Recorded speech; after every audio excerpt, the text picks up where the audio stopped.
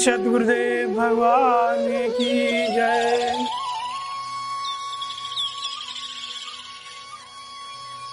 भक्ति क्या है उसमें आती है नवदा भक्ति भी, उस पर भी चर्चा करेंगे। और भक्ति क्या है ये सब बताएंगे। माया भगत सुनो तुम धोऊ और नार वर्ग जाने सबको, पुण्य रघुवीर भक्त प्यारी माया खल की विचारी। माया और भक्ति दोनों ही नारी वर्ग है। भगवान को भक्ति प्रिय है और माया नाचने वाली नकली मात्र है। तुलसीदास जी कहते हैं भक्ति के विषय में जब बात आती है तो लोगों के मन में एक कल्पना उठती है कि जो भक्त होते हैं वो आंसू बहाते रहते हैं और रोते रहते हैं मूर्तियों के सामने या किसी भी जगह पे, ऐसे भक्त होते हैं। ऐसी धारणा लोगों ने बनाई कि जो भक्त होते हैं भक्ति करते हैं वो इस तरह से हमेशा विरह में रहते हैं।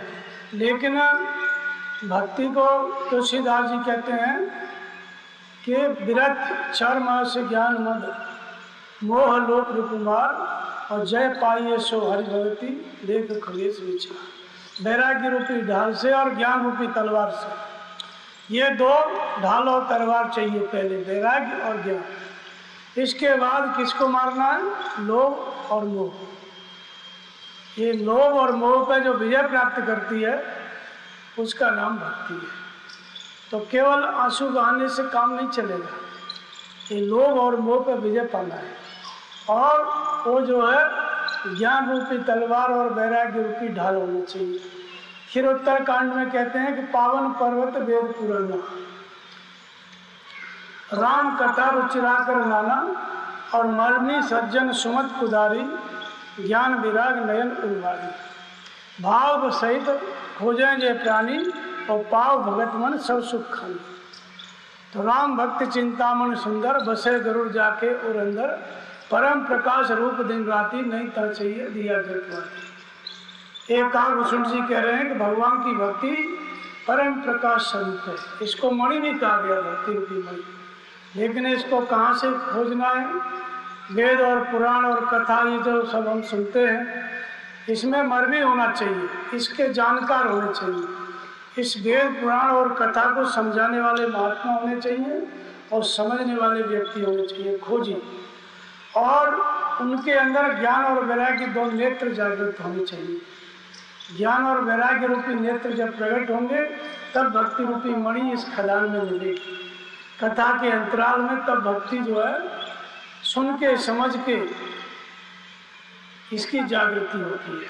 तो ये तुलसीदास जी बताते हैं भक्ति लोगों ने, जितने भी लोग हैं हमारे समाज में, सब अपने हिसाब से भक्ति करते हैं, तरह तरह की भक्ति करते हैं। कोई तीर्थों में जाना भक्ति समझता है, कोई अपना मंदिर बनवाना भक्ति समझता है, कोई कावड़ लेके आ रहा है शंकर जी पे चढ़ा रहा है इसको भक्ति मानता है, कोई अपना गृह त्याग कर दिया वैरागी हो गया वो भक्ति उसको लगता है ये भक्ति है, कोई सन्यासी हो गया ऐसा कपड़ा धारण कर लिया उसको लगता है कि ये भी भक्ति है।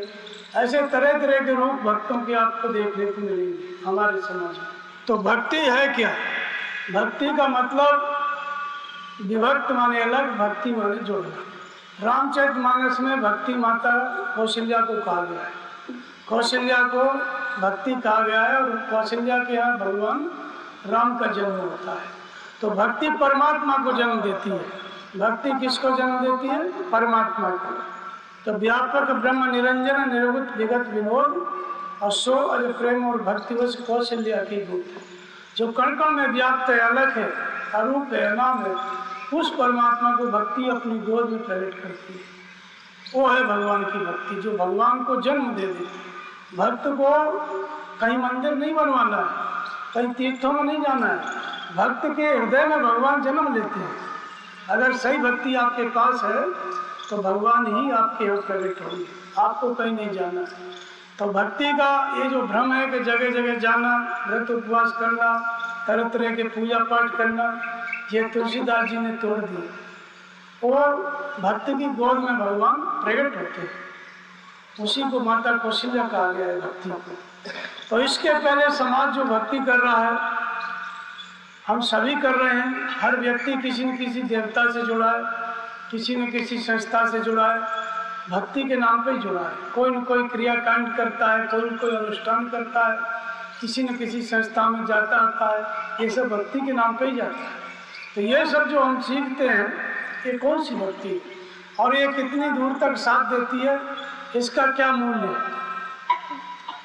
तो इसको आप देखेंगे रामायण में, पुराणों में एक कथानक आता है श्रवण कुमार का। श्रवण कुमार अपने माता पिता को तीर्थ यात्रा कराते हैं, कांवर में रख के लेके जाते हैं, पूरे तीर्थों का भ्रमण कराते हैं। अंत में लौट करके वो अयोध्या में आते हैं, उस जंगल के क्षेत्र में आते हैं। वहाँ पे उनके माता पिता को प्यास लगती है और उनकी प्यास की तृप्ति के लिए वो पानी भरने के लिए जाते हैं श्रवण कुमार। उधर दशरथ हैं, शब्दवेदी बाण जानते हैं चलाने, वो शिकार पर निकलते हैं। तो श्रवण कुमार अपने माता पिता के लिए जल लेने जाते हैं सरयू नदी में, और उधर जो है दशरथ शब्दवेदी बाण चलाते हैं, शिकार करते हैं। तो पानी से आवाज़ आती है, घड़े में जब जल भरता है तो बुड़ बुड़ की आवाज़ आती है। तो दशरथ को लगता है कि कोई पशु है, मृगा है जो पानी पी रहा है। इस तरह से शब्द सुन के वो तीर छोड़ते हैं और श्रवण कुमार की छाती में बाण लगता है। श्रवण कुमार की मृत्यु हो जाती है। दशरथ आके मिलते हैं, देखते हैं तो घबरा जाते हैं कि मुझसे बड़ा अपराध हो गया, ब्राह्मण पुत्र की हत्या हो गई, अब मैं क्या करूं? लेकिन वो श्रवण कुमार कहते हैं कि आप चिंता मत करो, ये तो होना ही था, ये होना जरूरी था, ये पानी भर के ले जाओ, माता पिता को पिला दो। दशरथ पानी भर के ले जाते हैं, श्रवण कुमार की मृत्यु हो जाती है। पानी भर के ले जाते हैं, माता पिता के सामने खड़े होते हैं। माता पिता पूछते हैं, श्रवण बेटा बोलो, आ गए तुम पानी लेके? दशरथ नहीं बोलते हैं, क्योंकि उन्हीं के हाथों उनकी हत्या हुई थी। नहीं बोलते हैं तो बार बार पूछने पर फिर दशरथ बताते हैं कि मुझसे अपराध हो गया, आपके पुत्र की हत्या हो गई, आप जो चाहे दंड दे लें, मैं आपकी शरण दे। तो वो दोनों माता पिता श्रवण कुमार के श्राप देते हैं दशरथ को कि आज हम पुत्र के वियोग में मर रहे हैं, ऐसे ही पुत्र के वियोग में तुम्हारी भी मृत्यु होगी। युवावस्था थी उस समय दशरथ की, स्वीकार करते थे। समय बीत गया, समय बीत गया। 300 रानियां थीं, 3 पटरानियां थीं, लेकिन कोई संतान नहीं, कुछ नहीं। दशरथ को लगता है विप्र का श्राप व्यर्थ ही चला गया। श्राप दिया कि पुत्र होगा, फिर पुत्र का वियोग होगा, तब प्राण निकलेंगे। यहाँ तो पुत्र की कोई खोज खबर भी नहीं। लेकिन संयोग होता है, दशरथ को गिलानी होती है। वो कहते हैं कि मेरे पुत्र नहीं है। एक बार भूपत मनवाई, भई गिलान मोरे सुतनाई। पुत्र नहीं है, पुत्र की इच्छा लेकर के जाते हैं वशिष्ठ के सामने। वशिष्ठ को सुनाते हैं, निज दुख सुख सब गुरु सुनाए। गुरु से बताते हैं कि पुत्र नहीं है, मुनिवर, चौथी अवस्था आ गई, वृद्धावस्था आ गई, पुत्र नहीं। वशिष्ठ कहते हैं, उनके गुरु थे, उन्होंने कहा कि कोई चिंता की बात नहीं है राजन, हम यज्ञ कराएंगे, आपको पुत्र उत्पन्न होंगे। वशिष्ठ की गुरु की बात पे दशरथ विश्वास करते हैं। संग ऋषि को बुला के यज्ञ किया जाता है। यज्ञ पूरा होता है, अग्निदेव हवि लेके निकलते हैं, दशरथ को देते हैं वशिष्ठ जी, और चारों रानियों को खीर, जो हवि से निकली खीर, वितरित कर देते हैं। आधा देते हैं कौशल्या के लिए, उसका फिर आधा करते हैं, एक देते हैं कैकेयी के लिए और एक भाग देते हैं सुमित्रा के लिए। इस तरह से वो वितरित किया और फिर उन रानियों में गर्भ के लक्षण दिखते हैं। फिर भगवान का जन्म होता है। तो भक्ति रूपी कौशल्या से भगवान राम का जन्म होता है, कौशल्या से राम का जन्म, कैकेयी से भरत का जन्म, सुमित्रा से शत्रुघ्न और लक्ष्मण का जन्म। इस तरह से ये जन्म होता है। ये कथानक है। श्रवण कुमार और दशरथ, घटना घट भी सकती है, लेकिन जैसी घटना घटी उसके बाद आज तक हम लोग उसको दोहराते हैं कि ऐसा ऐसा हुआ। तो पुराणों में जो घटनाएं बताई गई वो ऐसी बात नहीं कि कभी घटी थी, कभी घटी थी ये भी सही है, लेकिन आज भी घटती है ये भी सही है। तो पुराण कोई इतिहास नहीं है। इतिहास जैसे आप लोग पेपर पढ़ते हैं, रोज की खबर आती है, वैसा पुराण नहीं है। पुराणों में कुछ कथानक ऐसे हैं जिनका आध्यात्मिक मतलब है, जो भगवान से जोड़ देते हैं। और कुछ कथानक ऐसे हैं जो कहानी के रूप में, उदाहरण के रूप में, कभी राजा महाराजा थे, उनका इतिहास भी है, तो इतिहास भी उसमें है। लेकिन कुछ कथानक ऐसे हैं जो केवल इतिहास नहीं है, वैसी घटना हमेशा घटती है, हर व्यक्ति के अंदर घटती है। इसलिए पुराणों की रचना हुई महापुरुषों ने की, ताकि जो कहानी है उनके माध्यम से सत्य लोगों को मिले और इतिहास को भी लोग जानेंगे। पूर्व में राजा कैसे थे, ऋषि मुनि कैसे थे, तपस्या करते थे, तो यह सब भी होता है। इसी तरह से ये कहानी है श्रवण कुमार की और दशरथ की। श्रवण कुमार के माता पिता अंधे हैं। वास्तव में संसार में हम जो कुछ भी भक्ति करते, और दशरथ को पुत्र हुए राम जो त्रिकालज्ञ सर्वज्ञ, लेकिन श्रवण कुमार के माता पिता कैसे अंधे हैं। तो संसार में मनुष्य जब तक जो भी भक्ति करता है, चाहे वो देवी की उपासना करता है 9 दिन तक, चाहे कामर लाता है, चाहे जो भी करता है, सब ये भक्ति कैसी है, अंधी है। और हमारा जो ज्ञान है वो हमने कहाँ से अर्जित किया है? जो कुछ हम जा रहे हैं आ रहे हैं वो सुन के, भागवत में कुछ सुन लिया, कहीं कुछ सुन लिया, सुन के हम देवी देवताओं की पूजा में लग जाते हैं। तो ज्ञान भी अंधा है, भक्ति भी अंधी है। इन दोनों की मृत्यु होगी। मृत्यु श्रवण कुमार की भी हुई और इनके माता पिता की भी मृत्यु। जो भी व्यक्ति काम करता है, किसी की भी पूजा करता है, उसको कोई ज्ञान होता है? नहीं होता। केवल कामनाओं के बस में जाकर के देवताओं की पूजा, तीर्थों में सब जगह जाता है, कोई न कोई कामना लेके ही जाता है। तो इसलिए ज्ञान भी अंधा है। और जो भक्ति कर रहा है अपनी समझ से, तो भगवान की भक्ति कर रहा है, लेकिन वो भी अंधी है, भगवान को जन्म नहीं देती। इसलिए श्रवण कुमार के माता पिता दोनों अंधे हैं। और श्रवण कुमार का मतलब क्या है? श्रवण माने कान होता है। कान को क्या कहते हैं? श्रवण कहते हैं। तो कानों से जो कुछ हमने सुना और भक्ति आरंभ कर दी, संसार में प्रचलित कहानियाँ सुनी, किसी ने कुछ कहा ऐसा करो तो आपको जो है लाभ मिलेगा, फिर किसी और ने कहा नहीं ऐसा करो तो लाभ मिलेगा। तो जैसे जैसे लोग कहते चले गए, वैसे वैसे देवता बदलते चले गए, अनुष्ठान बदलते चले गए, परंपरा पूजा की बदलते चले गए। ये प्रक्रिया हमारी जीवन भर चलती है और इसमें ही हम अपने को भक्त समझते हैं। तो जो भक्ति उस समय हम कर रहे हैं वो अंधी है, और जो ज्ञान मिल रहा है सुन करके लोगों से, वो भी अंधा है। कोई कुछ बता दे रहा है, कोई कुछ बता दे रहा है। समाज में ऐसे लोग बताने वाले बहुत हैं, लेकिन इसका अंत कब होगा? इस ज्ञान का और इस अंधी भक्ति का। जब वो दशरथ मारते हैं उसको, तो श्रवण कुमार का शरीर छूटता है, उनकी मृत्यु होती है। तो ये दशरथ क्या है? तो हमारा शरीर है, हम भगवान से अलग हैं, संसार से जुड़े। किस माध्यम से जुड़े हैं? हमारा ये शरीर है, शरीर में 10 इंद्रियां हैं।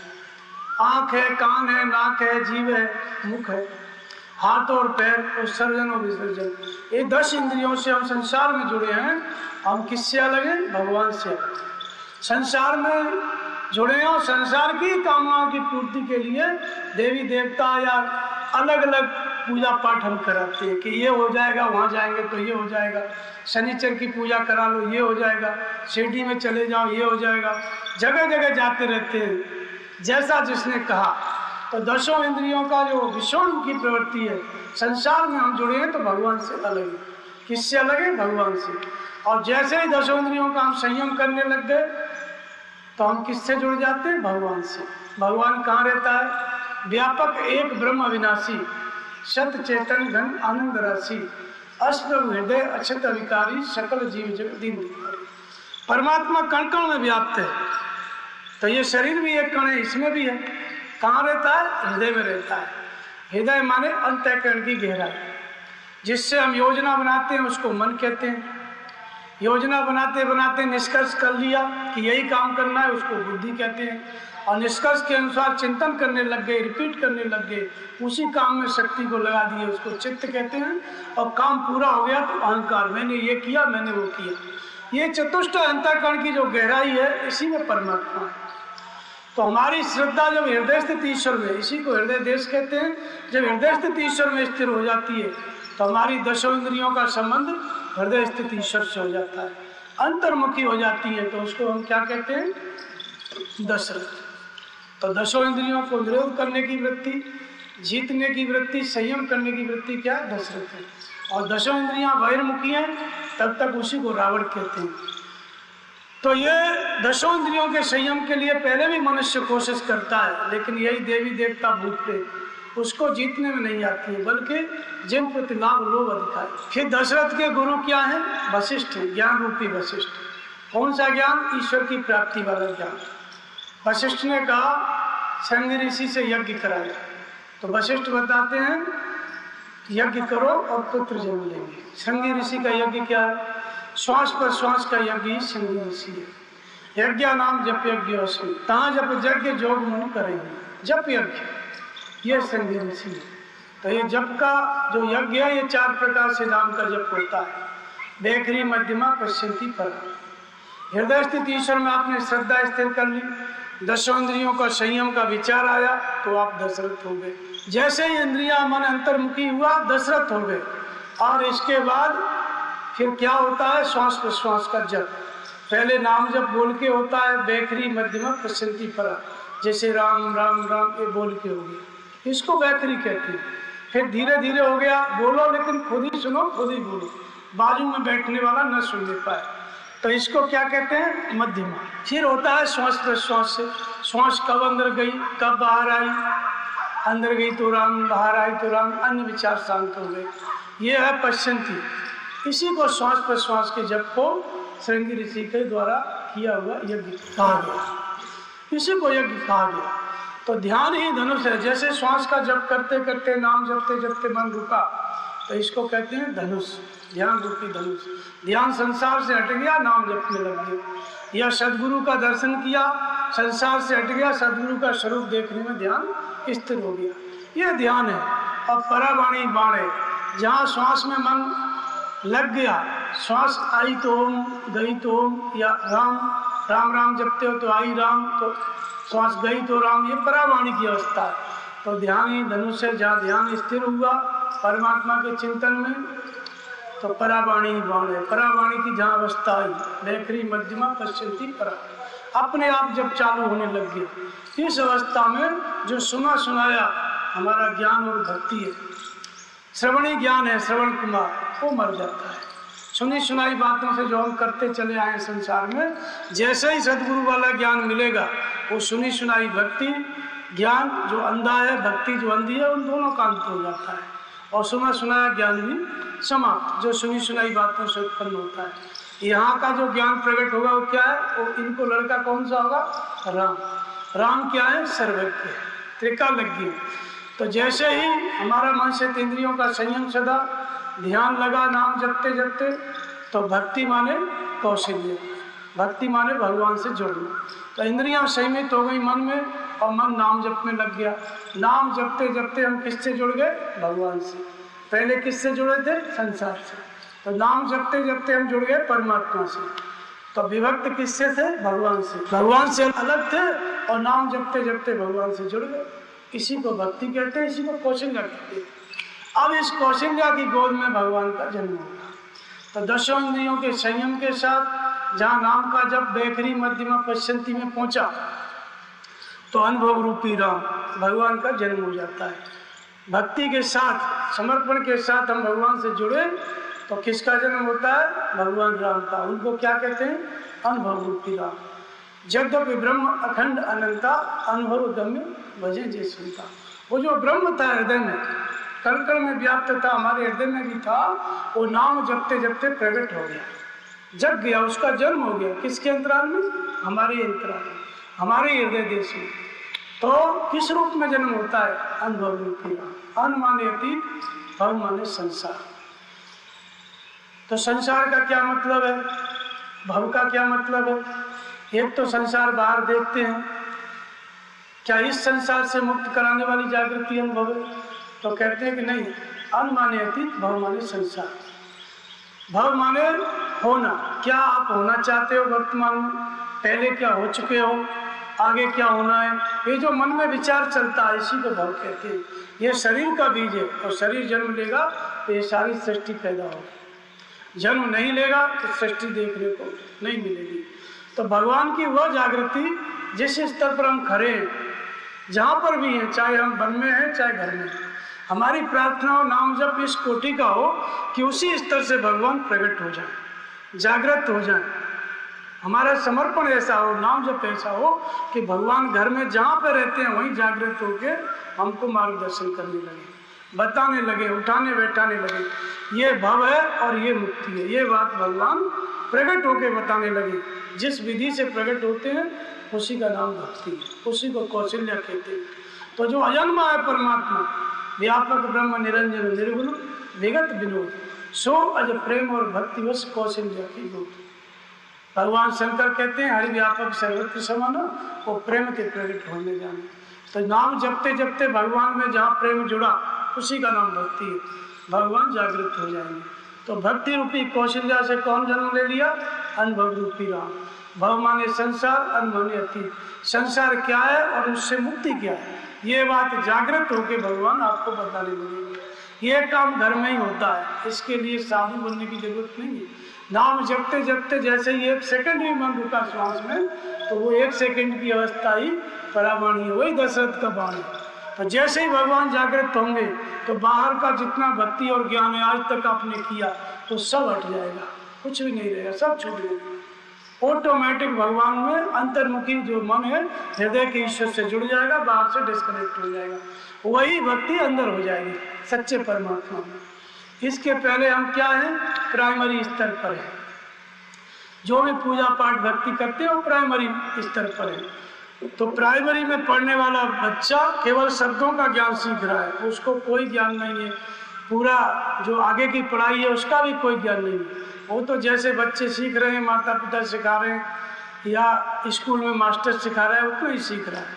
लेकिन यही बच्चा जब बड़ा हो जाता है, MA PhD में चला जाता है, तो खुद ही मास्टर हो जाता है, उसको सिखाने की जरूरत नहीं है, खुद पढ़ता है सब। तो ये प्रारंभ में जो शिक्षा दी जाती है, पूजा पाठ मंदिर व्रत उपवास, ये प्राइमरी स्कूल की शिक्षा है। यहाँ से हम भक्ति शुरू करते हैं, भले ही अंधी है लेकिन एक प्रकार का आरंभ करते हैं।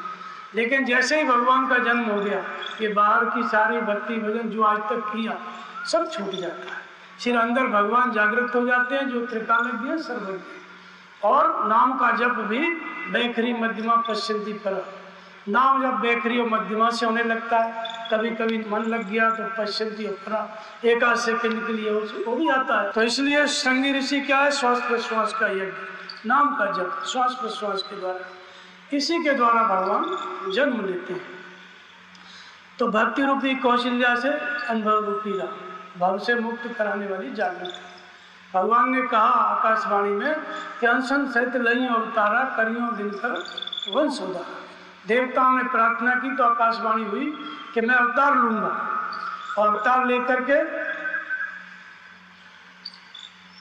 अंशों के सहित अवतार लूंगा। तो फिर दूसरा क्या है? तो वशिष्ठ जी कहते हैं कि ये चारों क्या हैं? कहते हैं वेद तत्व नृप तव सुख चाहिए, ये वेद के तत्व हैं। तो वेद माने पुस्तक नहीं, अविदित तत्व को विदित कराने वाली जागृति। जो तत्व अविदित है परमात्मा, उसको विदित कराने वाली ये चारों विभूतियाँ। तो अनुभव रूपी राम, भक्ति रूपी कौशल्या से, और कर्म रूपी केकई से, भाव रूपी भरत। कर्म का मतलब होता है नियत कर्म, नाम का जप, सेवा, ये जो समर्पण सेवाएं किया जाता है ना भक्ति पथ में, जो कर्म किया जाता है वही केकई है। नाम जप, ध्यान, इंद्रिय संयम, ये सब कर्म है। सेवा करते हैं, झाड़ू लगाते हैं, सब कर्म है, महात्मा की सेवा। इससे कौन जन्म लेता है? भाव, भाव रूपी भरत। तो भाव वश भगवान सुख निदान करना, भगवान भाव के वश में होते हैं। भाव जो है कब जन्म लेता है? जाने बिन न होए प्रतीति, बिन प्रतीत होए नहीं प्रीति। जब भगवान जन्म लेते हैं, जागृत होते हैं, भक्त के हृदय में भगवान प्रकट होकर बताने लगते हैं, अनुभव देने लगते हैं, उसको प्रेरणा देने लगते हैं, तब कुछ दिखाई सुनाई पड़ता है। तो फिर भरत ने जन्म लिया, तब भाव होता है कि कुछ है, भगवान कुछ है, तब विश्वास होता है। तो फिर भाव रूपी भरत, और जब भाव हो गया तो भजन करने लग गया साधक। तो जो अनुभव है, भगवान जो बता रहे हैं, उसको समझने वाली शक्ति विवेक रूपी लक्ष्मी, ये किससे जन्म लेती है? सुमति रूपी सुमित्रा। सुंदर मति, सुंदर बुद्धि। सुमत रूपी सुमित्रा से कौन जन्म लेते हैं? विवेक रूपी लक्ष्मण। विवेक क्या है? तो सुनो तात माया कृत गुण और दोष अनेक, गुण उभय न देखिए, देखिए सो अनेक। पहले विवेक क्या है? जन्म लेता है तो किस रूप में होता है? तो जड़ चेतन गुण दोष में विश्व की न करता, और संत अंश गुण गाय पे हर बार लिखा। जड़ और चेतन ये सारा संसार गुण और दोषों से सना हुआ है। इसमें वो संत अंश होते हैं, वो विवेकी होते हैं जो गुणों को ग्रहण करते हैं और विकार को त्याग करते हैं। तो गुण और दोष पूरे संसार में, लेकिन संग्रह त्याग में बिन पहचाने। गुणों का संग्रह और दोषों का त्याग बिना पहचान के नहीं होता। पहचान कौन कराता है? भगवान जो अनुभव के रूप में, राम के रूप में जन्म लिए। ये भव है, ये दोष है और ये इससे मुक्ति है, ये गुण है। ये बात भगवान बताते हैं, तो इसको समझने वाली शक्ति विवेक रूपी लक्ष्मण, गुण और दोषों को छांटने वाले। तो ये आरंभिक विवेक है। इसी विवेक के साथ साथ फिर अगले कौन पैदा होते हैं? सत्संग रूपी शत्रुघ्न। वही सुमत रूपी सुमित्रा से सत्संग। एक तो बाहर से आप सुन रहे हैं संतों के द्वारा, वो सत्संग है, लेकिन इतना सत्संग नहीं है। ये जब सुन के आप करने लगेंगे घर पे, सत्य की संगत। सत्य क्या है? सत्य वस्तु है आत्मा, मिथ्या जगत प्रसाद। आत्मा ही सत्य, शाश्वत और सनातन है। तो उस आत्मा का संग, उस परमात्मा का संग, वो कैसे होता है? ध्यान और चिंतन के द्वारा। तो नाम जपते जपते मन लग गया तो सत्संग हो गया। गुरु महाराज के स्वरूप का ध्यान करते करते मन लग गया तो सत्संग हो गया। ये सत्संग रूपी शत्रु का, ये क्या करता है? ये शत्रुओं का नाश करता है। जाके सुमिरन तेरे पुनासा, और नाम शत्रुघ्न वेद प्रकाशा। बाहर तो लड़ाई भगवान राम ने लड़ी, लक्ष्मण ने लड़ी, शत्रुघ्न ने तो चुया भी नहीं मारी, लेकिन तुलसीदास जी कहते हैं इसके सुमिरन से शत्रुओं का नाश होता है। तो जब नाम का जप आप करेंगे तो काम क्रोध लोभ का नाश होगा। गुरु महाराज के चरणों का ध्यान करेंगे तो काम क्रोध लोभ का नाश होगा। तो ये सुमिरन से, यही वास्तविक सत्संग है। तो बाहर से हमने सुना और घर पे प्रैक्टिकल चालू किया, वो वास्तविक सत्संग है। ये सत्संग रूपी शत्रुघ्न। ये चारों विभूतियाँ ये हमको भगवान से जोड़ती हैं, भगवान की प्राप्ति कराती हैं। इसलिए भक्ति की जागृति का मतलब है इन चारों की जागृति।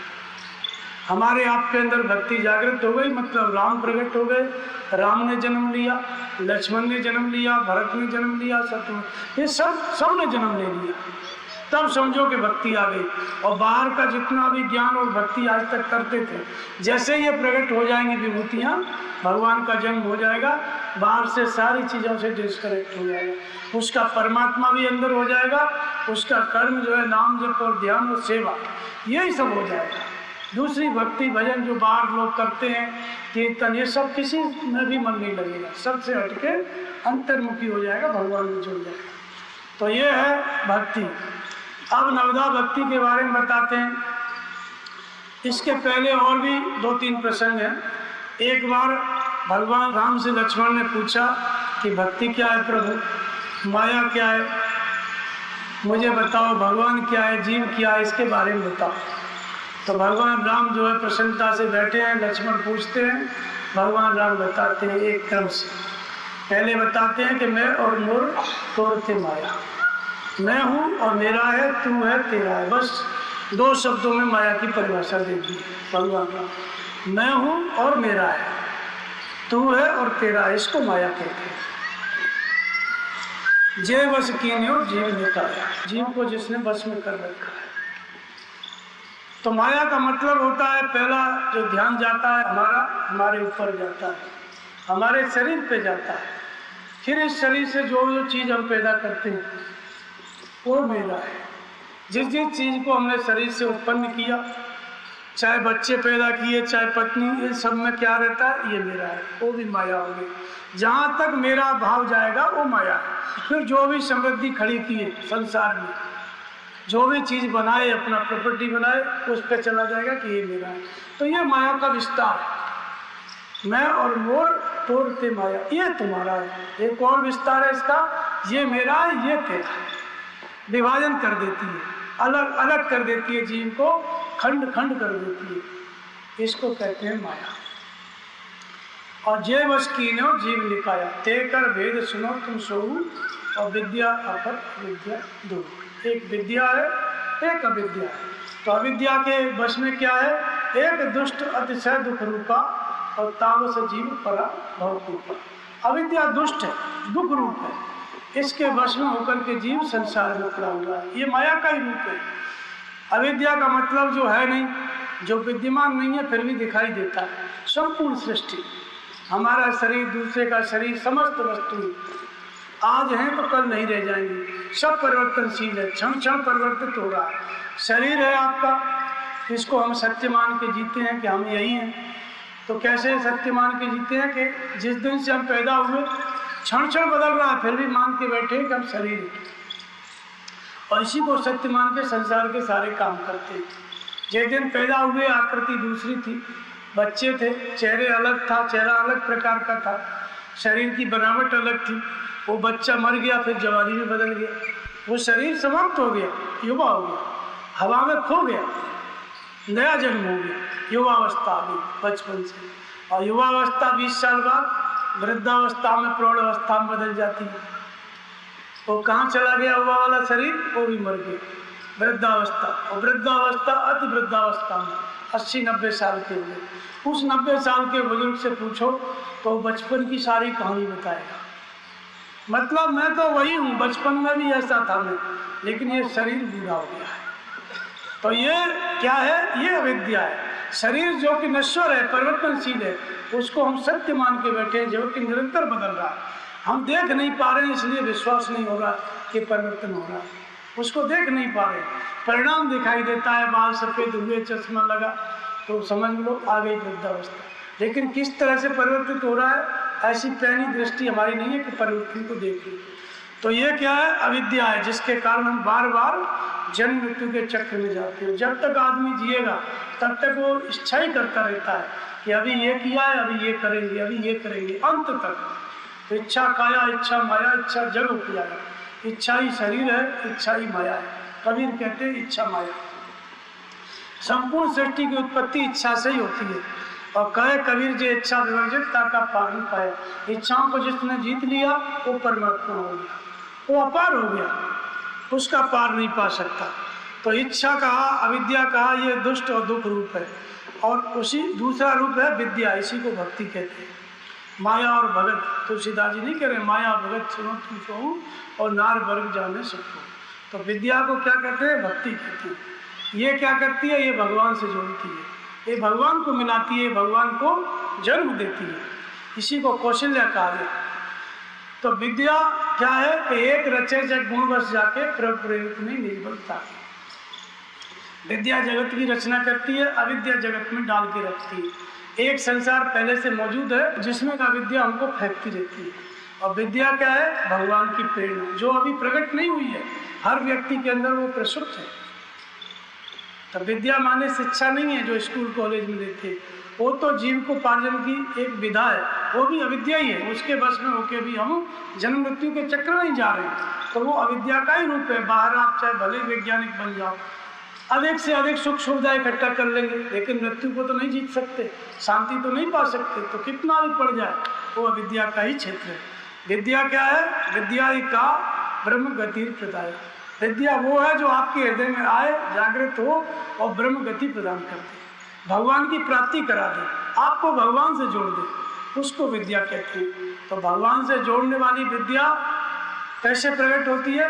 स्वयं भगवान मार्गदर्शन करते हैं, उस भगवान की प्रेरणा का नाम विद्या है। तो एक रचे जग गुण बस जाके और प्रभु प्रेरित नहीं निजबलता के। एक गुणों को वश में करके जगत की रचना करती है, अर्थात ईश्वरीय गुणों की रचना करती है, अंतरिक्ष संसार की रचना करती है, सद्गुणों की रचना करती है, लेकिन अपने बल से नहीं, प्रभु प्रेरित। भगवान प्रेरणा करते हैं, उसी दिन से शरीर विद्या बन जाता है, ये मन विद्या बन जाता है। भगवान प्रेरणा करके इस मन और शरीर से सद्गुणों की रचना करने लगते हैं, इसके पहले संसार की रचना कर रहा है। तो यह है भक्ति, इसी को विद्या कहते हैं। फिर भगवान ने कहा कि माया ईशन आपको जान कहिए सो जीव और बंध मोक्ष प्रद सर्व पर और माया प्रेरक शिव। जो अपने आप को नहीं जानता है, न ईश्वर को जानता है और न माया को, इन तीनों की कोई जानकारी नहीं है, उसको कहते हैं जीव।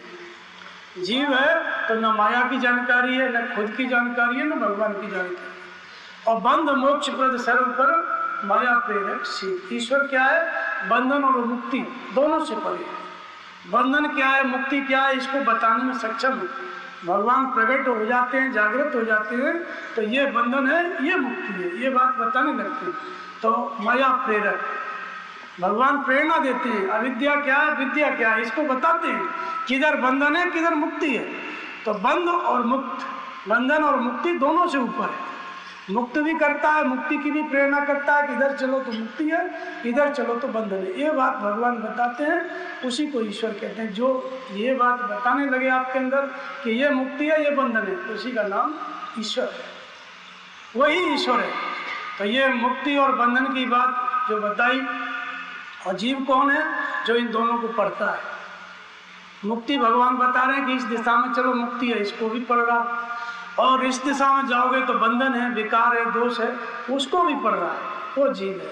तो ऐसे नहीं पढ़ता है जीव इसको, ऐसे किताब में नहीं लिखा है। जब भगवान जागृत होते हैं तो ये सब दिखता है। काभूषणी भगवान के उदर में प्रवेश कर गए, तो वहाँ उन्होंने क्या देखा? वहाँ उन्होंने देखा कि देखी माया बहुविध गाड़ी, अध सवित जोरे कर ठाड़ी। माया को देखा, बड़ी प्रचंड देखा, लेकिन भगवान के आगे हाथ जोड़ के खड़ी। फिर देखा जीव नचावे ताई, फिर जीव को देखा जिसको नचाती है माया। उस जीव को भी देखा जिसको माया नचाती है, और देखी भगत सो छोड़े ताई, उस भक्ति को भी देखा जो उसको मुक्त करती है। तो जिस दिन से भगवान जागृत होते हैं, उसी दिन से समझो जीव भगवान के उदर में प्रवेश पा रहा है। तो जैसे काभूषण जी भगवान के उदर में चले गए, तो वहाँ ये सब दृश्य देखा। ऐसे ही आप जिस दिन से नाम जपेंगे, बताया हुआ बैखरी मध्यमा पश्यंती, जो मैंने बताया वैसे नाम जपेंगे, श्वास प्रश्वास से बोल करके धीरे धीरे भगवान जागृत हो जाएंगे। भव क्या है, मुक्ति क्या है, ये बताएंगे। विद्या क्या है, अविद्या क्या है, ये बताएंगे। भक्ति क्या है, माया क्या है, ये बताएंगे। किधर बंधन है, किधर मुक्ति है, ये बातें भगवान बताएंगे। और वो जो बताने का तरीका है, उसी को अनुभव कहा गया, उसी को राम का जन्म कहा गया। 4 प्रकार का अनुभव होता है, 4 प्रकार का अनुभव होता है। 4 प्रकार से भगवान बताते हैं जीव को। कैसे 4 प्रकार से बताते हैं? स्वप्न सुरा संबंधित अनुभव स्वप्न में बताएंगे, अन्न फड़कन से बताएंगे, सुषुप्ति में बताएंगे, और समसुरा संबंधित अनुभव। ये 4 प्रकार का होता है। जब आप भजन करेंगे, नाम जपेंगे, सदगुरु का ध्यान करेंगे, तो भगवान स्वप्न में प्रेरणा करके विश्वास दिलाएंगे, और जो भविष्य में होने वाली घटना है उसको भी बताएंगे, वर्तमान में जो परिस्थिति है उसको भी बताएंगे। तो उसमें बताने का क्रम रहता है कि स्वप्न में एक तो आपको अपना रूप दिखाई पड़ेगा, हम खुद दिखाई पड़ेंगे। दूसरा, हम किस चीज़ में फंसे हैं वो वस्तु दिखाई पड़ेगी। जैसे अब दिखाई पड़ा, नदी दिखाई पड़ी, जैसे तुलसीदास जी ने वर्णन किया है कि निर्मल घनजन सो आकाशा, हरिजन एवं परिहर सब आशा। तुलसीदास जी ने बताया, जो अनुभव का दृश्य वो बताया। भगवान जो बताते हैं उस चौपाई को, उस दृश्य को चौपाई में लिखा कि निर्मल घन, जैसे आकाश बादलों से रहित हो गया और ऐसा स्वप्न में दिखाई पड़ रहा है, तो इसका मतलब क्या है? हरिजन एवं परिहर सब आशा। तो एक तो दिखाई पड़ा, आकाश में 2 रूप दिखाई पड़े। बादलों से घिरा हुआ आकाश है तो आशाएं हैं, इच्छाएं हैं, और बादलों से रिक्त आकाश है तो इच्छाओं से मुक्त है। ये 2 परिस्थिति। तो इच्छाओं से मुक्त स्थिति है, जो निर्मल आकाश है वो किसका रूप है? वो भक्ति का रूप है। और जो बादलों से घिरा हुआ आकाश है वो किसका रूप है? वो माया का रूप है। तो ये दोनों वृत्तियां बता दी, और देखने वाले कौन है? हम। ये स्वप्न किसको देख रहा है? जीव को देख रहा है। तो दिखाई दे रहा है जीव को दोनों परिस्थिति, तो माया भी दिख रही है और भक्ति भी दिख रही है। ये दोनों स्थितियां उसको दिखती हैं। ऐसे अनेक प्रकार से तुलसीदास जी ने बताया, सत संपन्न सो मैं कैसी, उपकारी की संपत्ति जैसी। विद्या के बारे में बताया, भक्ति के बारे में दृश्य आता है, अनुभव आता है, तो क्या दिखता है? जैसे धरती है बढ़िया अन्न से भरी हुई है, अनाज से खिली हुई है, फसल से खिली हुई है। इसका मतलब भक्ति कर रहे हो, दैवी संपदा आपके पास है, विद्या में चल रहे हो, उपकार कर रहे हो, अपनी आत्मा को भगवान से जोड़ने के लिए भजन कर रहे हो। इस तरह का दृश्य आएगा। और फिर दूसरे चौपाई में लिखते हैं कि भूमि परतवा डावर पानी, और जन जीवन माया लुटानी। ये भी स्वप्न का दृश्य। पानी बरसा और बरसते ही डबरे में इकट्ठा हो गया, पानी हो गया गंदा, ऊपर से वर्षा निर्मल और नीचे आते ही मैला हो गया। ये भी दो प्रकार की वृत्ति इसमें बताई। निर्मल जल है, चिंतन निर्मल चल रहा है, लेकिन जैसे ही संगरोष पाया, धरती पे कोई न कोई विचार, कोई विकार मन में आया, मेला हो गया। तो ये किसका रूप मेला हुआ? जीवात्मा का। पहले निर्मल चल रहा है परमात्मा का चिंतन, लेकिन जैसे ही टच किया, कोई संकल्प विकल्प आया, धरती माने शरीर, किसी शरीर की आकृति का चिंतन आया, ये जीव का रूप मेला हो गया। ये बातें तुलसीदास जी बताते हैं। तो ये भगवान के बताने का तरीका है। ये है स्वप्न से संबंधित अनुभव और सुषुप्ति। ध्यान करते करते, नाम जपते जपते मन सो जाए, शरीर जगता रहे, उसमें जागृत अवस्था में दृश्य आता है। जैसे स्वप्न में आप देख रहे हो, उसी तरह का दृश्य जगते में आएगा। भगवान तीनों कालों की जानकारी बताएंगे, पता चल जाएगा। उसको सुषुप्ति का दृश्य कहते हैं। धारण किया किसी चीज को और ध्यान लगा और उसके बारे में जानकारी मिली, ये समसुरा संबंधित अनुभव। तो भगवान बता रहे हैं तीनों कालों की जानकारी, मन रुक गया, वो सुषुप्ति का दृश्य है। और समसुरा संबंधित अनुभव क्या है? किसी के बारे में जैसे 2 मिनट किसी को देखा और पता चल गया। जैसे सती जी थी, सती जी गई परीक्षा लेने भगवान राम की, सीता जी का रूप धारण किया, भगवान ने प्रणाम किया, पहचान लिया कि ये सती है। शंकर जी ने पूछा कि कैसे परीक्षा ली, तो झूठ बोल दिया, कछुन परीक्षा लीन गुसाई और कीन प्रणाम तुम्हारे। झूठ बोला तो शंकर जी ने क्या किया? उनके पास मीटर था, सही बोल रही है कि झूठ। तब शंकर देखे उधर ध्याना और सती जो की चरित्र समझो। ये समसुरा संबंधित है। जैसे ही उस व्यक्ति को पकड़ोगे मन से, स्वरूप को, उसके बारे में पूरी जानकारी मिल जाएगी, किसने क्या किया। ये महापुरुषों का अनुभव है, सिद्धों का। जब सिद्ध स्थिति आ जाती है, भगवान की प्राप्ति हो जाती है, उस अवस्था में भगवान महापुरुष को बताते हैं, किसी भी व्यक्ति या वस्तु के बारे में बता देते हैं। तो ये भगवान के बताने का तरीका, ये चारों प्रकार के अनुभव, इसी को राम का अवतार कहा गया। यही है राम। और जो इस अनुभव को, चारों प्रकार के अनुभवों को समझने की क्षमता है, उसको लक्ष्मण कहते हैं, विवेक कहते हैं। इनको समझने की क्षमता, निष्कर्ष निकालने की क्षमता विवेक कहा गया, उसी को प्रज्ञा कहा है बुद्ध ने। तो इसको विवेक कहते हैं। और समझ गए तो कुछ करना है ना, तो निरंतर सत्य की संगत, नाम जपते जपते ध्यान में लग जाओ, स्वरूप का ध्यान करते करते ध्यानस्थ हो जाओ, ये सत्संग। और जब आपके पास भाव है, तभी ये तीनों प्रक्रियाएं काम करेंगी। भगवान बताएंगे, सत्य की संगत और विवेक, ये सब तभी काम करेगा जब भाव है। भाव माने हम भगवान को चाहें, भगवान की प्राप्ति की जिज्ञासा नहीं है, तो ये तीनों काम नहीं करेंगे। तो भाव वश्य भगवान, तो भाव रूपी भक्ति। तो इस तरह से भक्ति 4 प्रकार से आगे बढ़ती है। इसके बाद इसी में भगवान ने कहा कि भक्ति के बारे में पूछा, तो लक्ष्मण जी से कहा कि भक्ति तात अनुपम सुख मूला और मिले जो संत हो अनुकूला। भक्ति अनुपम सुख का मूल है, इससे बड़ा सुख कुछ भी नहीं है। लेकिन कब मिलेगी? जब संत अनुकूल होंगे। मिले जो संत हो अनुकूला। संतों का मिलना पर्याप्त नहीं है, उनका अनुकूल होना जरूरी है। वो आपके हृदय से जागृति प्रदान कर दें, इतने अनुकूल हो जाएं कि जो परमात्मा उनके अंदर जागृत है, काम कर रहा है, उनके ध्यान से तुम्हारे अंदर भी जागृत हो जाए, तब जाके भक्ति आपको मिलेगी। तो इसलिए संत मिलना पर्याप्त नहीं, उनका अनुकूल होना। मिले जो संत हो अनुकूला। लक्ष्मण जी ने पूछा कि भगवान जब भक्ति अनुभव सुख का मूल है, तो आप ही दे दें, आप तो सामने ही आप दे सकते हैं। बोले ना, सीधा मैं भी नहीं दे सकता। संत अनुकूल होंगे तभी भक्ति जागृत होगी। ठीक इसी बात को तुलसीदास जी दूसरे ढंग से कहते हैं, जय पर कृपा न करें पुरारी और सो न पाऊं भक्ति हमारी। यहाँ भक्ति संत के अनुकूल होने से मिल रही है, और फिर तुलसीदास जी कहते हैं जिस पर त्रिपुरारी कृपा न करें, शंकर जी कृपा न करें, उसको भक्ति नहीं मिल सकती। तो जो भक्ति संत की कृपा से मिल रही है, वही भक्ति शंकर जी दे रहे हैं। तो शंकर जी कौन है? तो वंदे बोधमयम नित्यम गुरुम शंकर रूपेण। शंकर जी जो मंदिर बने हुए हैं, ये तो महापुरुषों ने बोध कराने के लिए कि परमात्मा एक है। जब महापुरुष को शंकर स्वरूप को प्राप्त हुआ, जो बोधमय, उसको परम शक्ति का बोध हुआ, शंकर स्वरूप की अवस्था आई, तो ऐसे महात्मा घर घर नहीं जा सकते। तो उन्होंने एक पत्थर का शिवलिंग बनाया और गाड़ दिया। वो किस लिए गाड़ा? क्योंकि परमात्मा ज्योतिर्मय है। लिंग माने चिन्ह, स्त्री के चिन्ह है तो स्त्रीलिंग, पुरुष के चिन्ह है तो पुरुष लिंग, नपुंसक के चिन्ह है तो नपुंसक लिंग। परमात्मा क्या है? ज्योतिर्मय है। ज्योति सामक ज्योति तम से परमुच्यते, सहज प्रकाश स्वरूप है। ज्योति मतलब जैसे दिए की ज्योति आप देखे हैं, वो तो एक प्रतीक है। परमात्मा किस तरह की ज्योति है? सहज प्रकाश स्वरूप, ज्ञान का प्रकाश, ज्ञान का पुंज, भूत भविष्य वर्तमान का ज्ञाता, सहज प्रकाश स्वरूप परमात्मा ज्योतिर्मय।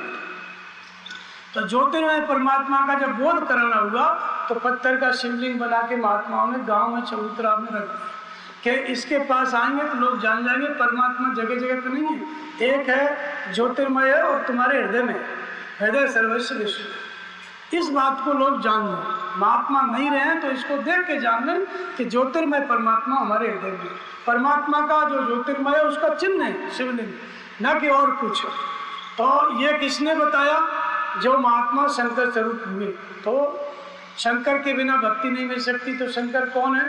वंदे बोधमयम नित्यम गुरु शंकर यमाश्रुतो वक्रों के चंद्र सर्वत्र बंधते, जिनको परम सत्य का बोध हो गया है, शरीर के रहते रहते, ऐसे महापुरुष शंकर है, सदगुरु है। शंकर और सदगुरु एक ही है। जिनको सत्य का बोध हो गया वो कौन है? वो सदगुरु है, वही शंकर है। उनके आश्रित होने से उनके मस्तक पर टेढ़ा चंद्रमा भी बंद नहीं है। तो टेढ़ा चंद्रमा क्या है?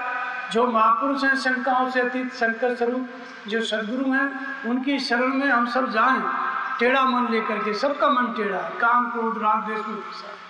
तो इस मन को लेकर जैसे ही हम उनके प्रति आश्रित होते हैं, समर्पित होते हैं, यमाश्रित हुए चंद्रों जिनके आश्रित होने पर टेढ़ा मन भी बंद नहीं हो जाता है, सहज सुखदायी हो जाता है। तो जब आश्रित हो गए, समर्पित हो गए, तो मन के अंदर जो टेढ़ापन है उसको दूर करने वाली भक्ति की जागृति शंकर जी, शंकर स्वरूप महापुरुष कर देते हैं, जो कि शरीर से है। एक तो शंकर आदि योगेश्वर हुए, आदि गुरु हुए, जो शरीर से नहीं है लेकिन उनके प्रति श्रद्धा है। और वो क्या है? वो जब थे तब इसी अवस्था को प्राप्त थे, शंकाओं से अतीत हुए, ज्योतिर्मय तत्व को प्राप्त किए, तब जाकर के शंकर हुए। ऐसे ही उनके बाद में जितने महापुरुष हुए उन्होंने भी ज्योतिर्मय तत्व को पाया, परम सत्य का बोध किया, तब शंकर हुए। तो शंकर माने साधुओं का पुराना नाम। तो उनको कहा गया है गुरु, उन्हीं को शंकर कहा गया है। उनकी कृपा होती है तब भक्ति जागृत होती है। तो कृपा किसके ऊपर होगी? जिसका मन टेढ़ा। वाल्मीकि का मन टेढ़ा था, सप्त ऋषियों ने कृपा किया, सीधा हो गया, बंधनी हो गया, भक्ति मिल गई। तो भक्ति जागृत कर देते हैं शंकर। तो जो भक्ति शंकर की कृपा से मिल रही है वही भक्ति संत की कृपा से मिल रही है। संत और शंकर पर्यायवाची, दोनों की एक ही अवस्था। फिर कहते हैं तुलसीदास जी कि बिन छल विश्वनाथ पद लेहु और राम भक्त कर लक्षण है। बिना छल के विश्व में नाथ है, विश्व में बंधे नहीं है, विश्व में स्वामी है। ऐसे महात्मा के चरणों में प्रेम हो गया, यही राम के भक्त के लक्षण है। हम प्रेम करें विश्वनाथ के चरणों में, प्रेम करें महापुरुष के, महात्मा के चरणों में, और भक्ति मिल जाए राम की। खाना आप खाओ और पेट इनका भर जाए। इसी तरह से तो भक्ति पूरी हो जाती है राम की। क्यों हो जाती है? क्योंकि जो परमात्मा स्वरूप महापुरुष है, शंकर स्वरूप महापुरुष है, वो भगवान के भक्त हैं, पराकाष्ठा पे पहुँचे। उन्होंने भगवान को जान लिया है, प्राप्त कर लिया, और प्राप्त करके चुपचाप बैठे दूसरों के कल्याण के लिए। और ऐसे महापुरुष को हम ध्यान करते हैं, उनके चरणों में प्रेम करते हैं, तो परमात्मा से जुड़ने वाली, परमात्मा को प्राप्त कराने वाली भक्ति उनके ध्यान से जागृत हो जाती है। तो उनका ध्यान करेंगे तो भक्ति जागृत हो जाएगी। उन्हीं का ध्यान करते करते जो ध्यान करने वाला है वो भी शंकर स्वरूप हो जाएगा। आज का जो पुण्यात्मा शंकर है, भविष्य का पुण्य और पाप से परे होने वाला शंकर है। तुलसीदास जी दोनों की बात बताते हैं, एक तो पुण्य और पाप से परे शंकर सदगुरु, पूर्ण सदगुरु, और एक आप लोग पुण्यात्मा जिसको कहा गया सुकृत संवतन विमल विभूति मंजुल मंगल मूर्त प्रसूति। पुण्यात्मा शंकर के शरीर में पाई जाने वाली विभूति गुरु महाराज शंकर के चरणों की देन है। जो पूर्णत्व को प्राप्त शंकर है, पुण्य और पाप से परे, उनकी शरण में जो आज जा रहा है, उनका ध्यान कर रहा है, वो पुण्यात्मा शंकर है। आज जो पुण्यात्मा शंकर है वो आज का साधक है, और जो आज साधना कर रहा है वो कल पूर्णत्व को प्राप्त शंकर बनेगा, कल का सिद्ध है। कल वो गुरुत्व को प्राप्त करके वो भी गुरु बनेगा। तो गुरु कभी शिष्य नहीं बनाता, वो गुरु बनाता है। ऐसी विद्या जागृत कर देता है कि अनेक जन्मों में शिष्य भी गुरु बन जाता है। तो शंकर दूसरे शंकर का निर्माण करता है। जिस शंकर का निर्माण कर रहा है उसको सुकृत शंभु कहा गया। उसके शरीर में विभूति उतरेगी भगवान की। वो कैसे उतरेगी? पूर्णत्व को प्राप्त शंकर रूपी सदगुरु के चरणों का ध्यान करता जाएगा, उनके स्वरूप का स्मरण करता जाएगा, वो ईश्वरीय विभूति इस पुण्यात्मा शंकर के शरीर में उतरती चली जाएगी, भगवान की विभूति। तो ये पुण्यात्मा शंकर क्या है? ये भक्ति की आरंभिक अवस्था है, और पूर्णत्व को प्राप्त शंकर भक्ति की पराकाष्ठा। तो इसलिए विश्वनाथ के चरणों में प्रेम ये भक्ति के लक्षण है। फिर एक जगह पे तुलसीदास जी कहते हैं कि शंकर प्रिय मम द्रोही, शिव द्रोही मम दास, और ते नर करें कल्प भर घोर नरक में वास। यहाँ पे फिर जो है दो बात आई। पहले क्या चलता था, ऐसे 500 साल पहले, 600 साल पहले, 1000 वर्ष पहले क्या चलता था भारत में? जो शंकर जी के भगत हैं और जो भगवान राम के, विष्णु के भगत हैं, उनमें आपस में युद्ध चलता था, तलवारें चलती थी। नागा लोग जब स्नान करने जाएं कुंभ के मेले में तो आपस में चल जाए तलवार। ये शंकर के भक्त हैं सन्यासी, और तिलकधारी ये विष्णु के भक्त हैं। अब दोनों में हो जाए लड़ाई, और उसमें लिखा है पुराण में, जो शंकर का भक्त राम के, विष्णु के भक्त को मार डाले उसको वैकुंठ मिलता है। इधर भी लिखा है शंकर भक्त को मार डाले उसको, ऐसे ऐसे पुराने लिखी हुई है। तो अब इन सब चीज़ों को लेके भ्रांति फैल गई, आपस में साधु लड़ते थे। कुंभ मेला नासिक में 2 जगह लगता है, त्र्यंबकेश्वर और पंचवटी। पहले त्र्यंबकेश्वर में लगता था एक जगह, 300-400 वर्ष पहले, या 300 वर्ष पहले, शायद 150 वर्ष पहले आपस में लड़ गए साधु। कम से कम 3-4 हजार महात्मा आपस में लड़के मर गए। तब से अलग अलग व्यवस्था की।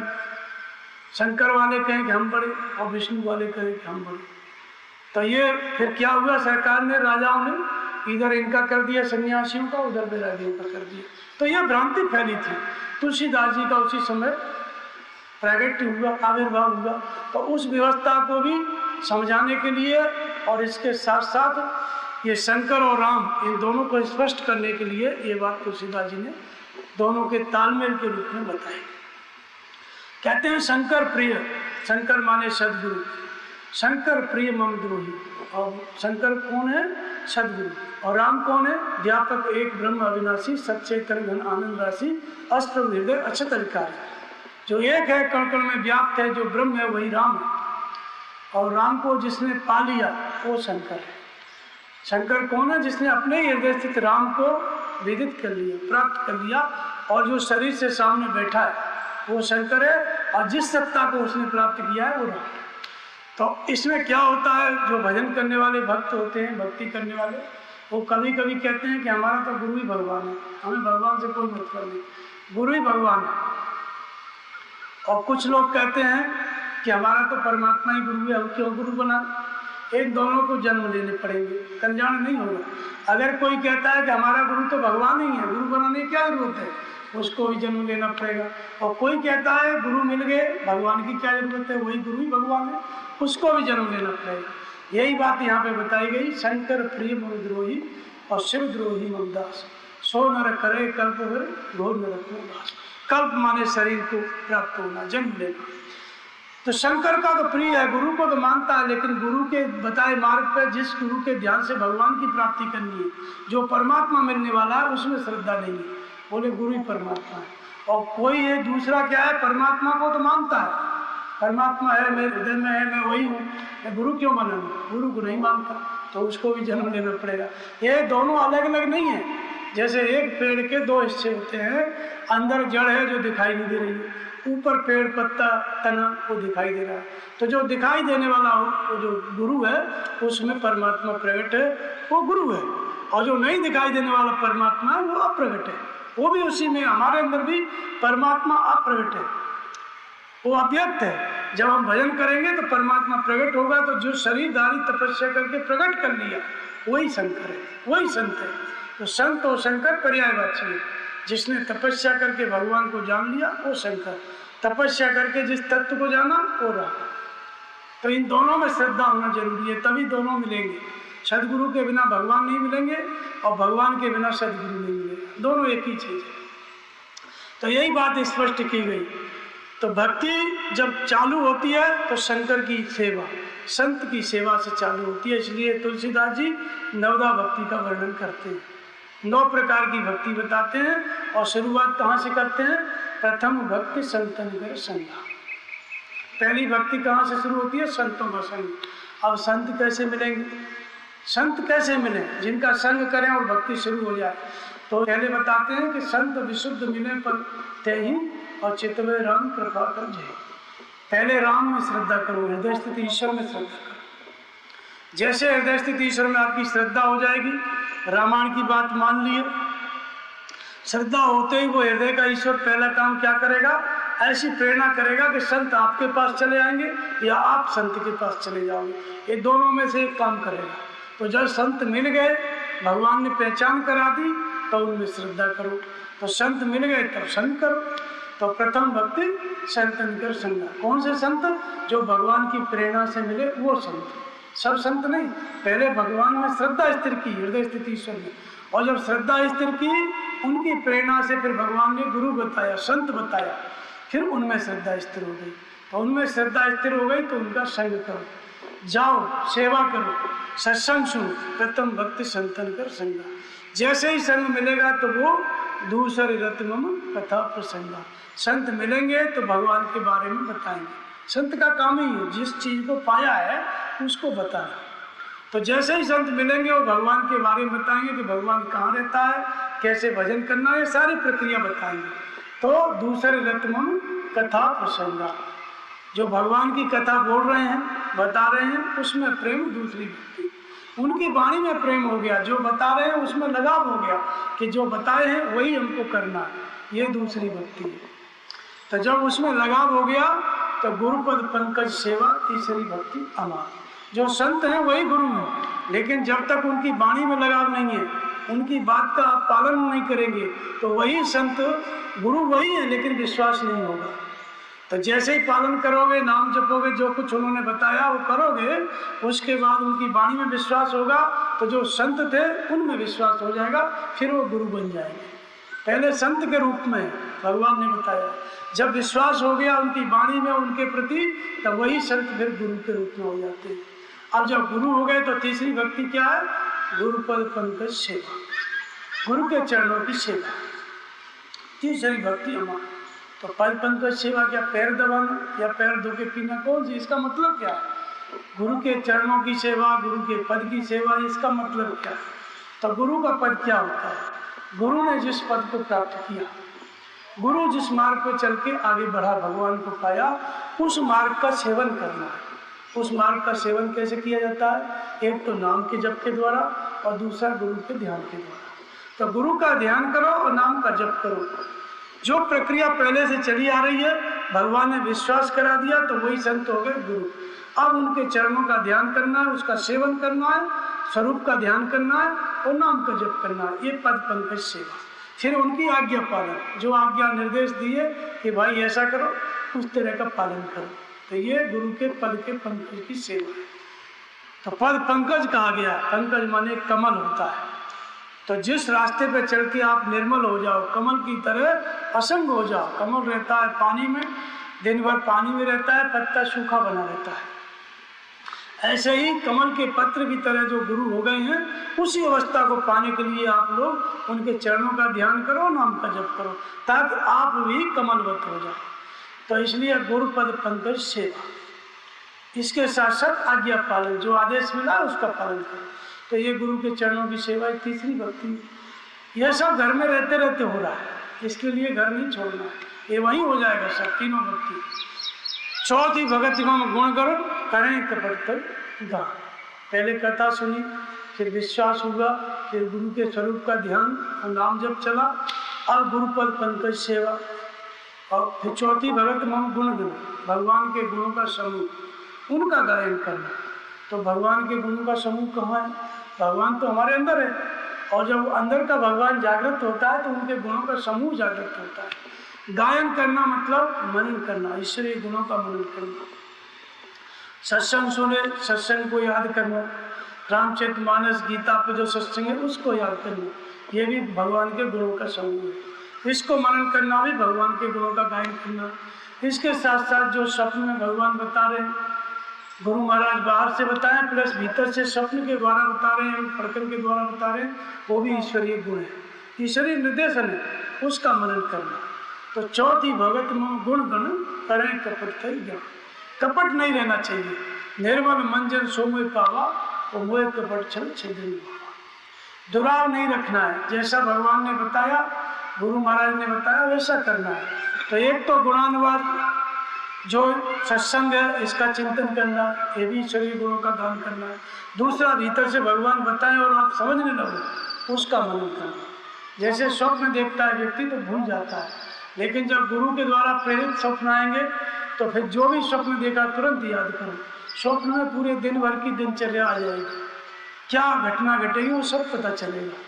तो उसका मनन करना ईश्वरीय गुणों का दान करना है। अंग फड़कन हो रही है उसका मनन करना, ईश्वरीय गुणों का दान करना। तो ये चौथी भक्ति है, जब भगवान की बात पे आप ध्यान देने लगे।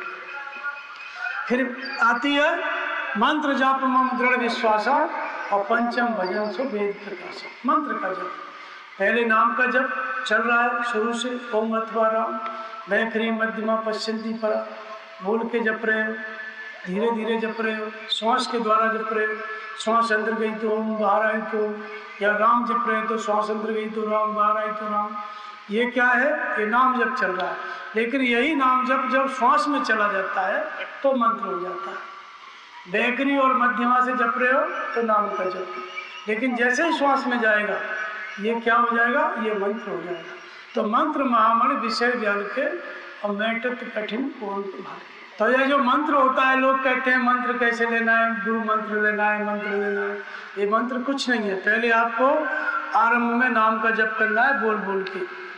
जैसे राम राम जप रहे हो तो बोल के जपो राम राम राम, फिर धीरे जपो, आहिस्ते से जपो मध्यमा। और तीसरा होता है पश्चंती, इसी को श्वास कहते हैं। पश्चंती में जाके ये नाम मंत्र हो जाता है, क्योंकि मन को अपने अंतराल में रोकने लगता है। तो मंत्र माने ईश्वर प्राप्ति का उपाय। तो नाम जपते जपते जब श्वास में नाम ढलने लगता है, श्वास अंदर गई तो राम, बाहर आई तो राम। ये श्वास क्या है? सेतु है, बाहर संसार से जुड़ी हुई है और भीतर परमात्मा से। श्वास चल रही है तभी तक आप संसार को देख सकते हो, श्वास चल रही है तभी तक आप भगवान को पा सकते हो। श्वास निकल गई तो न संसार न परमात्मा। तो श्वास सीढ़ी है, श्वास ब्रिज है, परमात्मा को पालो चाहे संसार को पालो। तो इसलिए श्वास के सहारे जपना। जैसे ही मन जो है श्वास को देखने लगता है तो मन रुकने लगता है। श्वास को देखने वाली दृष्टि को सुरत कहते हैं, मन की दृष्टि।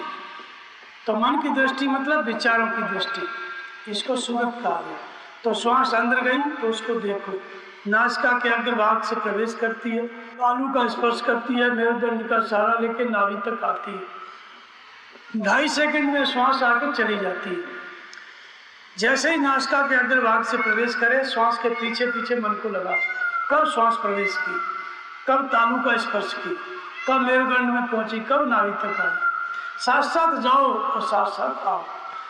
कितनी देर अंदर रुकी और कितनी देर बाहर रुकी, आधा सेकंड रुकती है। इसको जानो 10, 20 बार, 25 बार में जब ये समझ में आने लगे तो जो नाम बोल के जपते थे, धीरे धीरे जपते थे, अब यहाँ जपना नहीं है। श्वास अंदर गई तो महसूस करो ओम, या राम नाम जपते हो तो महसूस करो राम, बाहर आई तो महसूस करो राम। अन्य विचारों को मत आने दो।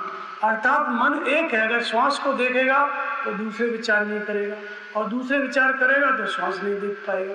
तो इस अवस्था में आकर के साधारण नाम क्या हो जाता है? मंत्र हो जाता है। तो मंत्र जाप मम दृढ़ विश्वास। जैसे ही श्वास में मन लगा जपने में तो दृढ़ विश्वास हो जाता है। कैसे हो जाता है? भगवान फिर बताते हैं, आगे की अवस्थाओं को बताते हैं कि आपका स्तर क्या है, कौन सी घटना घटने वाली है, क्या परिस्थिति है, किस तरह की माहौल है आसपास, कैसे भजन करना है, उठाना बैठाना भगवान अपने हाथ में ले लेते हैं। सारी दिनचर्या भगवान अपने हाथ में ले लेते हैं। तो विश्वास हो जाता है दृढ़। पहले भी विश्वास था, तभी तो गुरु की बात मानी, लेकिन यहाँ आते आते जैसे ही श्वास में मन लगेगा नाम जपने, वो विश्वास और दृढ़ हो जाएगा। क्यों दृढ़ हो जाएगा? क्योंकि रात दिन घटना घट रही है, भगवान बता रहे हैं, जैसा बता रहे हैं वैसा हो जा रहा है, इसलिए विश्वास जम जाता है। जैसे ही विश्वास दृढ़ हो गया तो ये हो गया मंत्र का जप। पहले क्या था? नाम का जप, गुरु का स्मरण कर रहे थे, नाम का जप कर रहे थे। जैसे ही पश्चंती से चलने लग गया नाम जप, तो ये मंत्र का जप होने लगा। अब ये मंत्र क्या करता है? मंत्र महामणि विषय ज्ञान के मैटत कठिन कुअंक भाग्य। ये मंत्र जो है भाग्य में जो कुअंक लिखे, दुर्भाग्य लिखा हुआ है, यातनाएं लिखी हुई हैं, उसको मिटा देता है। कैसे मिटा देता है? जैसे श्वास से आप भजन करेंगे तो जो कुअंक है, दुर्भाग्य है, जो दुख है, आने वाला दुख है, उसको भगवान पहले ही बता देंगे कि ये समस्या आने वाली है। जब इस अवस्था में नाम जप जाएगा, मंत्र हो जाएगा, तो समस्या क्या है? ये जो सारा संसार क्या है? समस्या है। लेकिन संसार बाहर का नहीं, चित्त का पट प्रसार। तुलसीदास के चित्त विलास जग बूझत बूझत बूझे, ये चित्त का पट प्रसार है, यही संसार है। लेकिन ये बात धीरे धीरे समझ में आती है। तो चित्त वृत्ति क्या है? नागिन है, ये डसती रहती है, भला बुरा चिंतन करती रहती है, और जैसा जैसा चिंतन होगा वैसे वैसे शरीर हमको मिलते जाएंगे।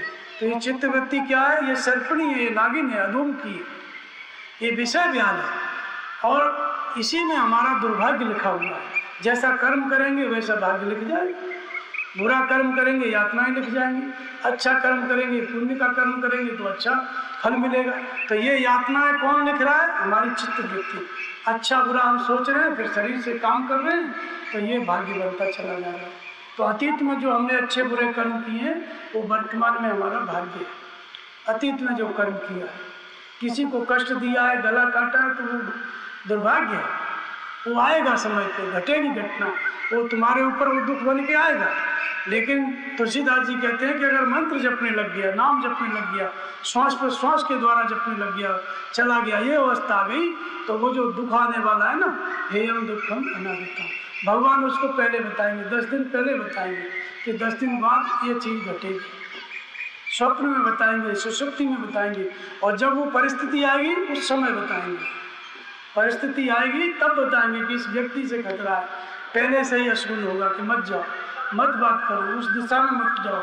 जहाँ जहाँ बताएंगे भगवान, जो जो खतरा होगा, जिस दिन वो घटना होगी उस दिन भी सुबह से ही या रात से ही वो चीज़ बताने लगेंगे। समझ में आ गया तो वो कुअंक मिट जाएगा, नाम जपने लग गया, ध्यान में लग गया, कुअंक मिट गया। तो मेटत कठिन कुअंक भाग्य, भाग्य में जो यातना थी भगवान ने बताया, हम नाम जपने लग गए, वो मिट गया। ऐसे ये मंत्र जो है दुर्भाग्य को सौभाग्य में बदलता है। बैखरी से जपो, मध्यमा से जपो, पश्चंती से जपो, जब दुर्भाग्य सौभाग्य में बदल गया, फिर आगे यही मंत्र हो जाता है महामंत्र। ये कब हो जाता है? परावाणी में। तो परावाणी क्या है? श्वास प्रश्वास में तो नाम देखना पड़ रहा है, अभ्यास करना पड़ रहा है, लेकिन परावाणी में अजपा में अभ्यास नहीं करना है। जब पूरा हो गया, बैखरी मध्यमा पश्चंती में जप करना है, परा में जाते जाते जब पूर्ण। कबीर ने कहा है जप मरे अजपा मरे। जप क्या था? जो नाम से जप रहे थे, बोल के जप रहे थे, धीरे जप रहे थे, और श्वास को भी देख रहे थे, ये भी जप है, बैखरी मध्यमा पश्चंती। और परावाणी का जप क्या है? वो अजपा हो गया, इसको परावाणी कहा गया, इसी को अजपा। हम ना जपें फिर भी नाम चलता रहे, अनवरत चलता रहे। एक बार सूरज लगा दो श्वास में, अपने आप ऋणिक धनिक धुन उठने लगे। श्वास में एक बार मन को लगाया, राम राम, दूसरे विचार शांत, ध्वनि प्रवाहित हो जाए, दूसरा विचार आए न, घंटों सूरत लगी रहे, समाधि लग जाए। इस अवस्था को क्या कहा गया? अजपा कहा गया। तो जप मरे, जपोगे तो जप मरेगा। जैसे बैखरी से जपोगे तो बैखरी किस में मर जाएगा? मध्यमा में। और मध्यमा से जपोगे तो मध्यमा किस में विलीन हो जाएगा? पश्चंती में। और पश्चंती से जपते जपते पश्चंती किस में मर जाएगी? परावाणी में, अजपा में। और अजपा भी मरती है। कबीर कहते हैं जप मरे अजपा मरे। अजपा से भी जप चल रहा है तो वो भी मरेगा। क्यों मरेगा? क्योंकि अजपा किस में मरती है? अनहद में। अजपा से परावाणी से जब चल रहा है, 1 घंटा 2 घंटा 4 घंटा 10 घंटा चल रहा है, लेकिन बीच बीच में मन का क्रम टूटता है। अल्पा जपने वाले का भी क्रम टूट जाता है। कभी कभी संसार के चिंतन आ जाते हैं, हल्का फुल्का ही आते हैं, काट देता है लेकिन आ जाते हैं। लेकिन अल्पा से आगे कौन सी अवस्था? अनहद। अनहद किसको कहते हैं? जागत में सुमिरन करे, सोबत में लोलाए, और सूरत डोर लागी रहे ताक टूट न जाए। जागो तो सुमिरन में जियो, सूरत लगा के श्वास अंदर गई तो राम, बाहर आई तो राम, या बैखरी से राम राम राम, ये सब चल रहा है। और जब सोने लगे तो सूरत को भली प्रकार स्थिर करके निद्रा लाभ करो। सोने लगे तो सूरत को लगा के फिर सो, और जैसे ही 3 बजे 2 बजे उठोगे सूरत वहीं पे लगी मिलेगी। जहाँ लगा के सोए थे उठते ही शर्म से मन लग जाएगा, श्वास में अंदर गई तो हो, बाहर आई तो हो, ये अपने आप पकड़ लेगा और फिर दिन भर चलता रहेगा। धारावाहिक चिंतन, इसको कहा गया अनहद। अजपा मर गई, अनहद के रूप में प्रकट हो गई। इसी को वैकुंठ कहा गया, जिसमें भगवान विष्णु का निवास है। वैकुंठ की अवस्था इसी को कहा गया, अनहद कहा गया। कबीर ने कहा अनहद की अवस्था। अजपा मर गई किसमें? अनहद में। लेकिन अनहद के द्वारा भी हम किसी को खोज रहे हैं, अभी वो मिला नहीं है, इसको भी मरना पड़ेगा। तो अनहद हूँ मर जाए कब? सूरत समानी शब्द में तय करने का। जो सूरत लगा रहे थे नाम जप में, नाम जपते जपते अनहद भी पूरी हो गई। अनहद कब मरी? जब सूरत शब्द में समा गई। शब्द किसको कहते हैं? कबीर ने शब्द किसको कहा? एक तो नाम जप रहे हो अथवा राम, ये शब्द है। लेकिन ये शब्द जिसके लिए जप रहे हैं वो परमात्मा इससे जुड़ा हुआ है। तो इसके साथ ही जो भगवान हमको बता रहे हैं, अंग फड़कन के द्वारा, स्वप्न के द्वारा, सुषुप्ति के द्वारा, समसुरा संबंधित ये जो भगवान बता रहे हैं, ये शब्द है। सम माने परमात्मा और बद माने बोलना। भगवान जो बोल रहा है भक्त के साथ साथ जैसे जैसे नाम जपता जा रहा है, अवस्था उठती जा रही है, भगवान बताते चले जाए। तो भगवान का जो मार्गदर्शन है उसका नाम शब्द का है। कभी भी उस शब्द के अनुसार भगवान जो बता रहे हैं उसके अनुसार ध्यान लगाते लगाते, समाधि लगाते लगाते सूरत शब्द में समाहित हो गई। अर्थात भगवान के निर्देशन में चलते चलते भक्त भगवान में विलीन हो गया। ये है सूरत का शब्द में समाना। कबीर कहते ताय काल न खाए, उसको काल नहीं खा सकता, वो अकाल पुरुष हो गया। तो ये पंचम भजन का जो मंत्र जाप बताया है, इसका मैं विस्तार से बताया, फिर इसको आगे बताते हैं। जब मंत्र जपते रहोगे तो छठ दम शील विरति बहु कर्मा। छठवें स्तर में क्या होगा? इंद्रियों का स्वाभाविक दमन, जीतना नहीं है, दमन हो जाएगा, जितेंद्रियता आ जाएगी छठवें स्तर में।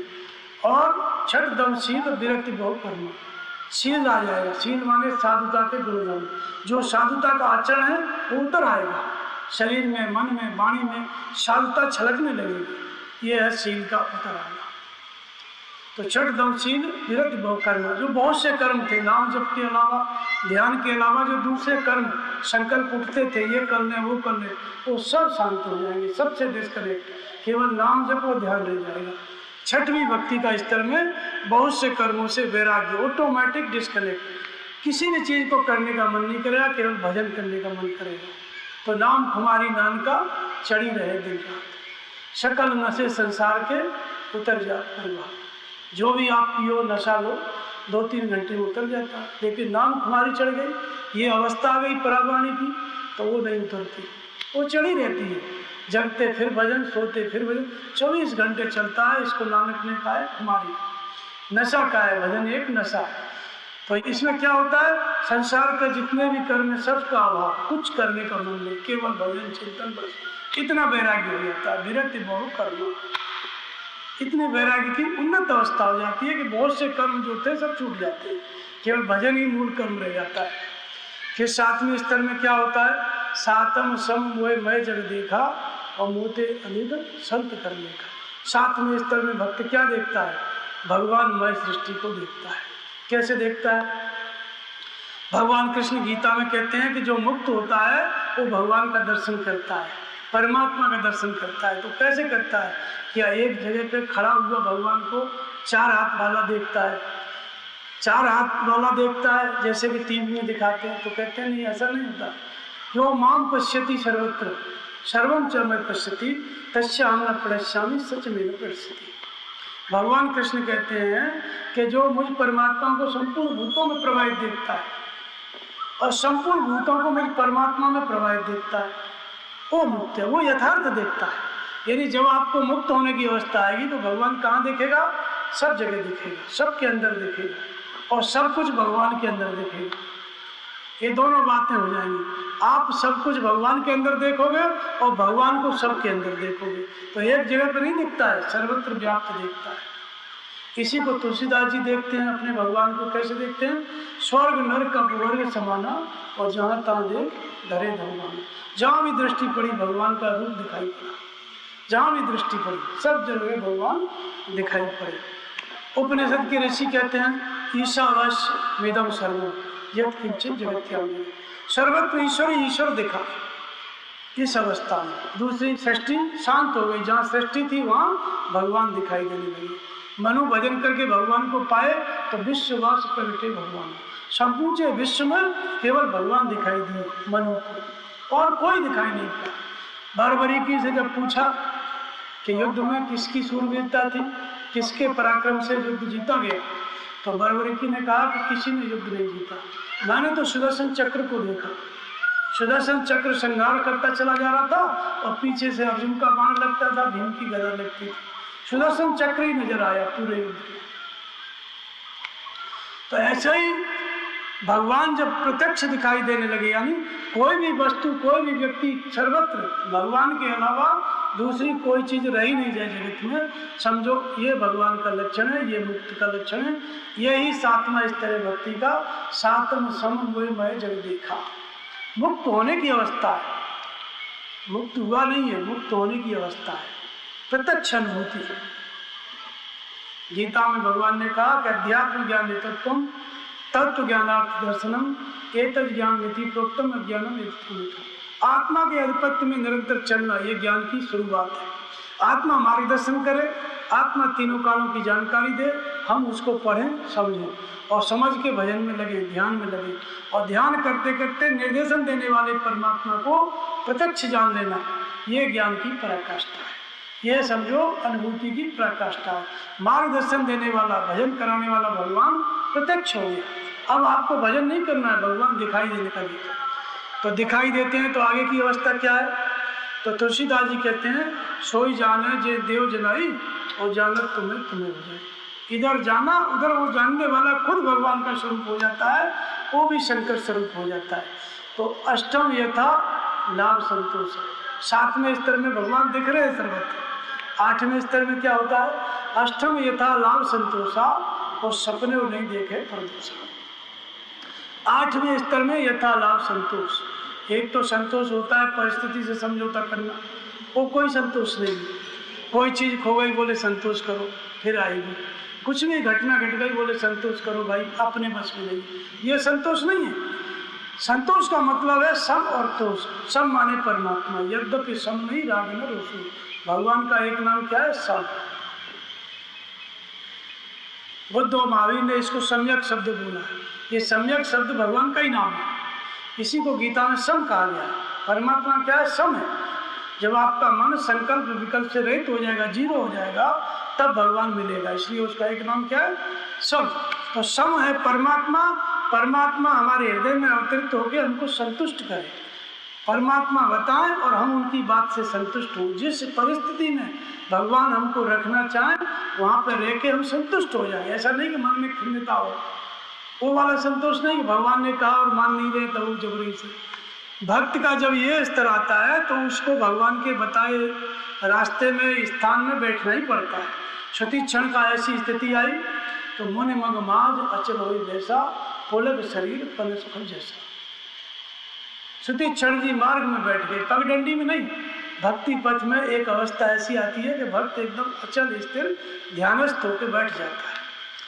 इस अवस्था में संतोष उतरता है। भगवान बताते हैं, जैसे चलाते हैं वही साधक करता है, भक्त करता है, दूसरा कुछ नहीं। भगवान उसको जिस परिस्थिति में रखते हैं उसी में रहता है। परमहंस महाराज जी थे अनसुईया के जंगलों में, भगवान ने कहा अनसुईया में रहो। अनसुईया में पहुंचे तो पूरा पहाड़, खंडहर पुराना, छोटे छोटे मढ़ी। गए तो वहाँ पे अजगर नीचे पड़ा हुआ था, शेर गुफाओं में रहता था, शिकार करके हड्डी चबा के वहीं। तो उसमें भगवान ने कहा कि ये तुम्हारी जगह है। अब वहाँ ना आदमी कुछ नहीं, सन्नाटा घोर जंगल। बोले ये तुम्हारी जगह है। अब संतुष्ट इसका नाम है संतुष्ट। जहाँ भगवान ने रख दिया वहाँ रहो, रहने लगे, सब चीज़ सही हुई। तो ऐसे ही भगवान जिसको जहाँ रख देते हैं जिस परिस्थिति में, उसी का नाम संतोष है। बिनु संतोष न काम न साई, और काम अचित सुख सपने नहीं। कामनाओं का नाश तभी होता है जब भगवान संतुष्ट करें और हम संतुष्ट हो जाए। होना भी जरूरी है, भगवान का करना भी जरूरी है। यह है संतोष। सुग्रीव को राम ने कहा भगवान राम ने सखा सोच त्यागो बल मोरे और सब विधि घटल काज में थोड़ी। तू सोचना बंद कर, मैं सोच के देता हूँ, तू काम कर उसमें। निर्णय लेके मैं दूंगा, उस निर्णय को स्वीकार करो, अमल करो। भगवान ने कहा मैं डिसीजन लेता हूँ, उस पर चलो। ये सोचने विचारने वाला काम बंद करो। इस वजह से बाली तेरा पीछा कर रहा है, आज तक बैठ नहीं पाया। अब बाली मर गया, अब चुपचाप बैठ के राज्य करो। तो सखा सोच त्यागो बल, सोच छोड़ दो।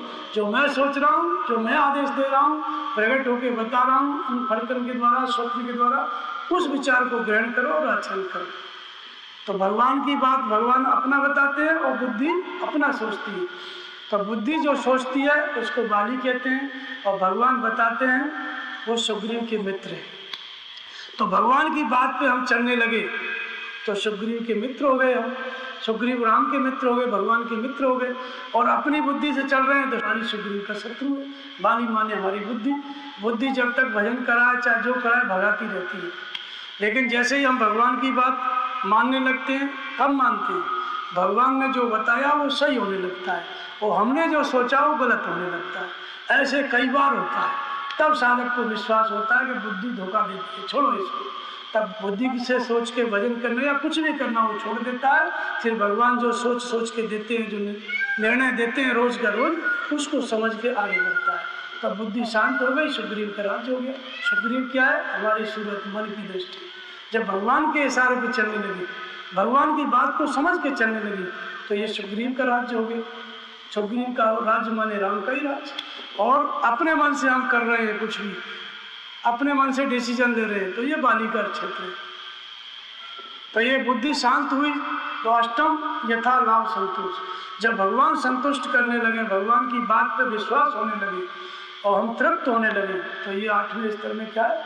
संतोष की प्राप्ति होती है। या कामनाओं का नाश हो जाता है, कोई कामना नहीं रहती। भगवान की करीब करीब प्राप्ति होती है। और प्राप्ति के बाद 9वां स्तर बताते हैं, नवम सरल सवसन छलहीना और मम भरोसे ही हर्षण दीना। 9वीं स्थिति आ गई तो परमहंस अवस्था आ जाती है, सरलता और छलहीनता आ जाती है, न हर्ष है न दीन। काव्यभूषण जी को लोमस ने श्राप दिए, उनके गुरु ने, कौवा हो जा। तो लीन सांप में शीश चढ़ाई और नहीं कछु भय न दीनता आई। न भय न दीनता, कुछ नहीं आया। सांप को प्रसन्नता पूर्वक सिर पे चढ़ा लिया। तुलसीदास जी लिखते हैं ऐसा हुआ क्यों? काव्यभूषण ने कोई भी प्रतिवाद नहीं किया, कोई उत्तर, कुछ भी विवाद नहीं किया, कैसे हो गया ये? तुलसीदास लिखते हैं कि उमा, भगवान शंकर कहते हैं कि उमा जो राम चरण रत और विगत काम मद खोल निज प्रभुमय देखें जगत केसन करेंगे। जो राम के चरणों में अनुरक्त हो चुके हैं, लीन हो चुके हैं, वो निज प्रभुमय, वो सर्वत्र भगवान को ही देख रहे हैं, इसलिए वो किसी का विरोध नहीं करते। निज प्रभुमय देखें जगत केसन करेंगे। जहाँ ये अवस्था आई, परमहंस अवस्था, इसी को कहते हैं छलहीनता कहते हैं। इसी को कहते हैं तुलसीदास जी, निर्मल मंजन शोभे पावा। जहाँ मन निर्दोष और निर्मल हुआ तो भगवान की प्राप्ति हो जाती है। सरल और छलहीनता जाती है। फिर क्या हो जाता है? अंतिम स्टेप क्या है? मम भरोसे ही हर्ष दीना। टोटल भगवान परमात्मा के ऊपर निर्भर हो जाता है। शरीर उसका यंत्र हो जाता है, इंस्ट्रूमेंट हो जाता है। भगवान ही उस शरीर को चलाते हैं, ले जाते हैं, उठाते हैं, बैठाते हैं। वो यंत्र हो जाता है। जहाँ भगवान ले जाएंगे वही जाएगा, जो भगवान खिलाएंगे वही खाएगा। सब कुछ भगवान के ऊपर टोटल हो जाता है। ये 9वीं भक्ति है, अंतिम पराकाष्ठा है। सबरी से भगवान कहते हैं कि तुम्हारे अंदर 9 भक्ति आ गई। पहली से और 9वीं तक सब तुम्हारे अंदर है। सकल प्रकार भगत दृढ़ तोड़े, सभी प्रकार की भक्ति तेरे पास है, इसलिए तू मुझे अत्यंत प्रिय है। और सुनो सबरी, मुझे कौन प्रिय है? कहते हैं कि भक्तिवंत अति नीचो प्राणी, नीच से नीच प्राणी भी जो भक्तिवंत है, जिसने भक्ति पा ली है, भगवान से जो जुड़ गया है, संयुक्त हो गया है, मोह प्राण सम असमगामी, वो मुझे प्राणों के समान प्रिय है। वो मुझ में है, मैं उसमें हूँ। भगवान कृष्ण कहते हैं सम्मोहम सर्वभूतेषु न मे देशोऽस्ति न प्रिय हे भजन्ते मां भक्ता मैं तेषु चाप्यहम्।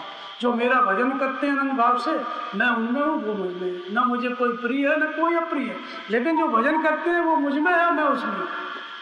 तो यही परिस्थिति यहाँ पे बताते हैं। इसी तरह की अवस्था कि भगवान के भरोसे हो गया तो भगवान को प्रिय होता है, भगवान के भरोसे हो गया वो भगवान को प्रिय होता है।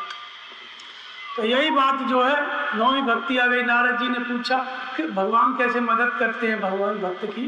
तो नारद जी का उदाहरण है, नारद जी विवाह करना चाहते थे, भगवान को श्राप दिया, भगवान को अवतार लेना पड़ा। अवतार लेके जब सीता जी के विरह में भगवान खोज रहे थे तो बैठे परम प्रसन्न कृपाला कहत अनुज सुन कथा रसाला। भगवान जो है लक्ष्मण जी से बड़ी रसयुक्त कथा बोल रहे थे, प्रसन्न बैठे हुए थे। लेकिन नारद जी के मन में टीस थी, वो विवाह करना चाहते थे, भगवान ने नहीं करने दिया, भगवान को श्राप दिया। और श्राप दिया तो वो भी अपनी पत्नी के विरह में खोज रहे हैं। तब नारद जी को लगा, वो बात याद आ गई कि तब विवाह में जब विवाह किया तो इन्होंने बिगाड़ दिया, मेरा विवाह बिगाड़ दिया। अब जाके पूछता हूँ कि अब कैसा लग रहा है। भगवान से जाके पूछ बैठे कि तब विवाह में चाहो कि ना प्रभु के कारण करने दीना, क्यों नहीं करने दिया? अरे विवाह ही तो करना चाहता था, आप करने देते।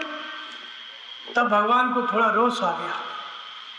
सुन मुन तो कहूँ मैं रोषा और भजय जे मोह तज सकल भरोसा। भगवान को थोड़ा रोष आया, इसलिए रोष आया कि देखो इसको हमने बचा लिया और ये जो है हमको चिढ़ा रहा है। तो भगवान ने सह रोष कहा, थोड़ा रोष में आके कहा कि सुनो, भजन जे मोह तज सकल भरोसा। जो लोग, जो भक्त सभी भरोसा त्याग के केवल मेरा भजन कर रहे हैं, 24 घंटे मेरे ऊपर निर्भर है, करऊँ सदा तिनकी रखवाली जिन बालक राखे मितारी। मैं उनकी रक्षा ऐसे ही करता हूँ जैसे बच्चे की, शिशु की रक्षा माताएं करती हैं।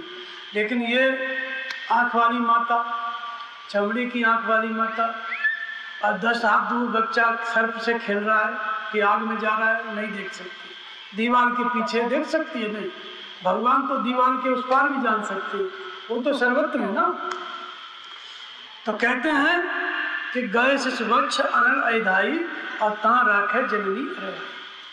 बच्चा अगर दौड़ता है सर्प को पकड़ने, खिलौना समझ के, तो माता ये नहीं बोलेगी उसको, 2 साल के शिशु को घुटनों के बल दौड़ के जा रहा है कि बेटा सर्प है, इसको मत पकड़, क्योंकि वो समझेगा ही नहीं, उसे क्या पता है सर्प है, वो तो खिलौना समझ रहा है। उठा के अलग करती है, तुरंत उठा के दूर करती है। आग को पकड़ने दौड़ रहा है तो नहीं समझाएगी कि आगे, क्योंकि वो समझने वाली अवस्था में नहीं है, उठा के अलग करती है। ठीक इसी तरह नारद जी से भगवान ने कहा कि तुम इसी अवस्था में थे और मेरे समर्पित थे, तो मैंने उठा के अलग कर दिया। और माया संपूर्ण दुखों की खान थी, काम क्रोध लोभाद मद प्रबल मोह की धार, और तिनमें अति दारुण विगत माया रूपी धार। नारद जी माया में फंस रहे थे आप, और बहुत दुखों की खान है, और मैंने उठा के आपको अलग कर दिया। तब नारद जी को बड़ी चिंता हुई कि मैं भगवान के उन विशेष भक्तों में शुमार हूँ, गिनती है जिसको भगवान अपना मानते हैं। तो नारद जी को थोड़ा गलत हुआ, मन में लगा कि मैं भगवान से क्या पूछ बैठा। तो वो सारे लक्षण संत के नारद जी में थे जो समर्पित भक्त में होते हैं। ऐसे ही भरत जी थे, भगवान चले गए वनवास में और भरत जी की खड़ाऊ लेके आ गए। पहले विनय किए भगवान से कि चलो अयोध्या में राज करो। भगवान ने कहा पिता की आज्ञा, मैं नहीं जा सकता। तो बोले तो राज्य तो आपको ही करना है, कुछ संकेत दो, प्रतीक दो, जिससे मैं ऐसा मुझे लगे कि आप ही बैठे हो गद्दी पे। भगवान ने कहा कि चरण पादुका ले जाओ, जो काम मैं बैठ के नहीं करूँगा उससे ज़्यादा काम ये करेंगे। भरत जी शीश पे धर के चरण पादुका ले आए, सिंहासन पर उनको बैठा दिया। 14 साल तक भरत भुवन बस तप तनु कसई। भगवान राम और लक्ष्मण जंगल में रहते थे, वो भी तपस्या कर रहे थे, लेकिन भरत घर में बैठ के तपस्या कर रहे थे। कैसे करते थे कि नंदी ग्राम कर परम कुटीरा, परम कुटी बनाई नंदी ग्राम में सरयू के उस पार, और कीन निवास धर्म दुर्धीरा। धर्म को धारण करने वाले भरत जी ने वहां निवास किया। और एकदम जटा हो गई सिर पे, एकदम कृष्णगा, दुबले हो गए, और इस तरह तपस्या कर रहे थे। अब तपस्या करते थे तो राजकाज कैसे करते थे? तो खड़ाऊ जो लेके आए थे ना, तो उनसे पूछते थे कि आज क्या करना है। फिर कल दूसरा दिन होता था तो फिर भरत जी पूछते थे कि आज क्या करना है। रोज रोज पूछते थे और रोज रोज उसका पालन करते थे। तो मांग मांगे आयश करते राजकाज वो भात। खड़ाऊ को लेके आए थे, सिंहासन पर बिठा दिया, और खड़ाऊ आदेश देती थी और भरत राज्य करते थे। इस तरह से भरत की भक्ति थी। तो भगवान ऐसे राज्य करते हैं। तो खड़ाऊ क्या है भाव ही भरत है। भाव के साथ साधक भजन में लगा, नाम जप रहा है और भगवान उसको बता रहे हैं। तो भगवान तो आरंभ से ही बताते हैं, लेकिन समझ में बात नहीं आती है। जब भाव दृढ़ हो जाता है, जब भगवान की बात की हम कीमत करने लगते हैं, उसकी इज्जत करने लगते हैं, एक एक बात पे हम समर्पित हो जाते हैं कि समझ में आएगी, पालन करेंगे। भगवान जानते हैं कि आज्ञा पालन में सक्षम है, तब भगवान बताते भी हैं और बात समझ में भी आती है। तो ख्याल ही खड़ा में हमारा ख्याल जब भगवान की बात में लग जाता है, सूरत जो भगवान बता रहे हैं उसको समझने में लगी है, तो फिर राम राज्य यानी राम का ही राज्य है। राज्य क्या है? नाम का जप और ध्यान, यही राज्य है और कोई राज्य नहीं है। जब मन लगाए भजन में तो संपूर्ण शरीर है, ये पृथ्वी है, संपूर्ण देवी वृत्ति है, ये प्रजाएं हैं, यही अवध है, इसमें फिर राज्य होता है, सद्गुण बढ़ते जाते हैं। तो भगवान के आदेश पे साधक भक्त इसी संसार में रहता है। यही भरत का खड़ाऊ के द्वारा आदेश लेना और भजन करना, यही राज्य। तो ये भक्ति भरत करते थे। बैठे देख कुशासन, जटा मुकुट कृष्णगात, राम राम रघुपति जगत, शरद नयन जग जात। जब हनुमान जी ने देखा तो कुशा के आसन पर बैठे थे, राम राम और आंखों में आंसू, ये दशा थी, विरह में डूबी हुई थे। भगवान मिलने ही वाले थे और भगवान ने शगुन भी दिया कि मिलेंगे। हनुमान जी की आंखों में भी आंसू आ गए उनको देख के। इसका कारण ये है कि एक अनुरागी दूसरे अनुरागी को देखता है तो प्रेम से विवल हो जाता है। वो भी भक्त है, ये भी भक्त है, कोई द्वेष नहीं होता है। तो इस तरह से भक्त अपनी पराकाष्ठा पे पहुंचता है तो भगवान उसको हर पल बताते, हर पल हर क्षण बताते। बिना भगवान की आज्ञा के वो नहीं चल सकता है। इसके पहले भरत जी कहते हैं कि राम लखन सी अभिन पगपनहि और धर्म निवेश फिरे बन वरहि, यही कुरूप कर औषध नाई और शोधन सकल विश्व माई। जब तक भगवान से भरत जी मिल नहीं गए, खड़ाऊ नहीं लेके आए, तब तक कह रहे हैं कि बिना जूता के घूम रहे हैं। यही सबसे बड़ा दुख है। भरत जी कह रहे हैं कि मेरे लिए यही सबसे बड़ा दुख है कि भगवान बिना जूता के घूम रहे हैं।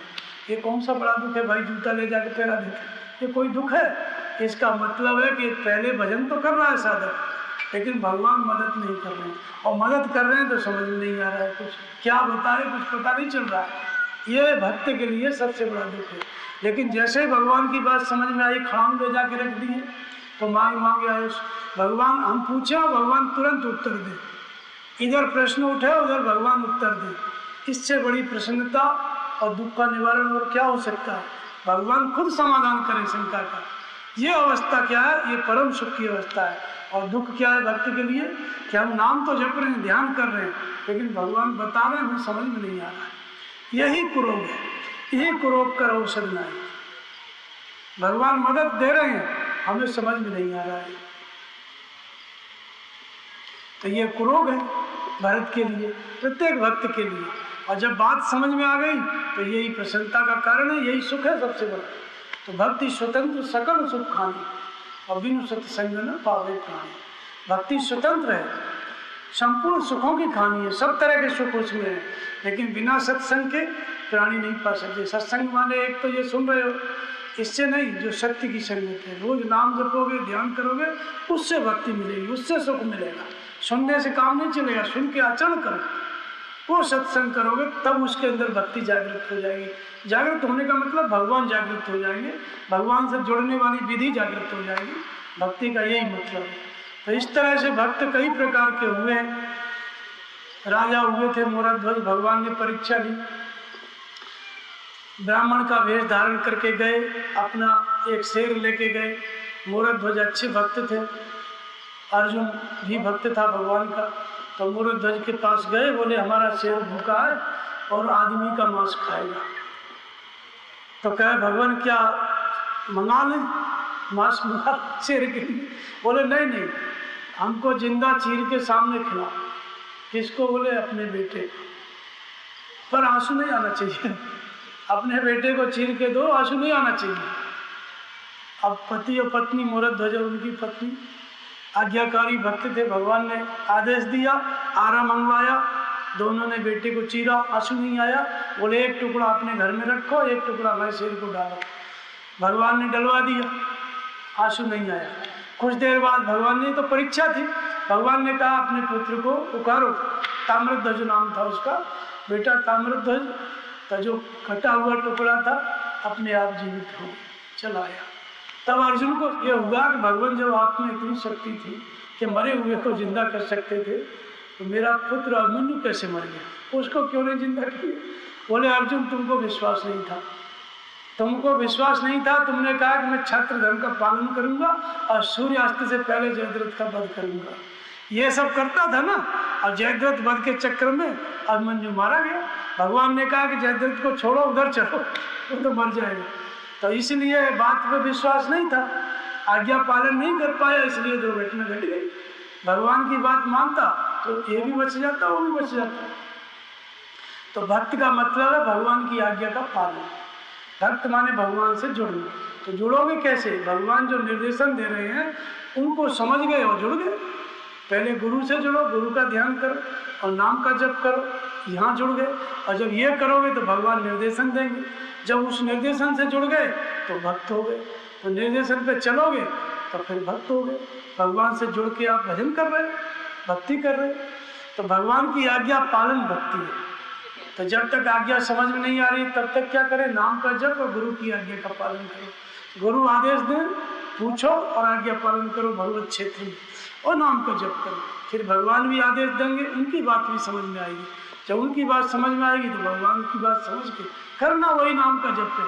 जब तक भगवान मिल नहीं जाते तब तक नाम का जप और स्वरूप का ध्यान, यही प्रक्रिया चलेगी जन्म जन्मांतर। सदगुरु मरता नहीं है। जो इस शरीर में इस जन्म में गुरु है, दूसरे जन्म में इसी अवस्था वाला महात्मा फिर गुरु मिलेगा। शरीर बदल जाएगा, गुरु वही रहेगा।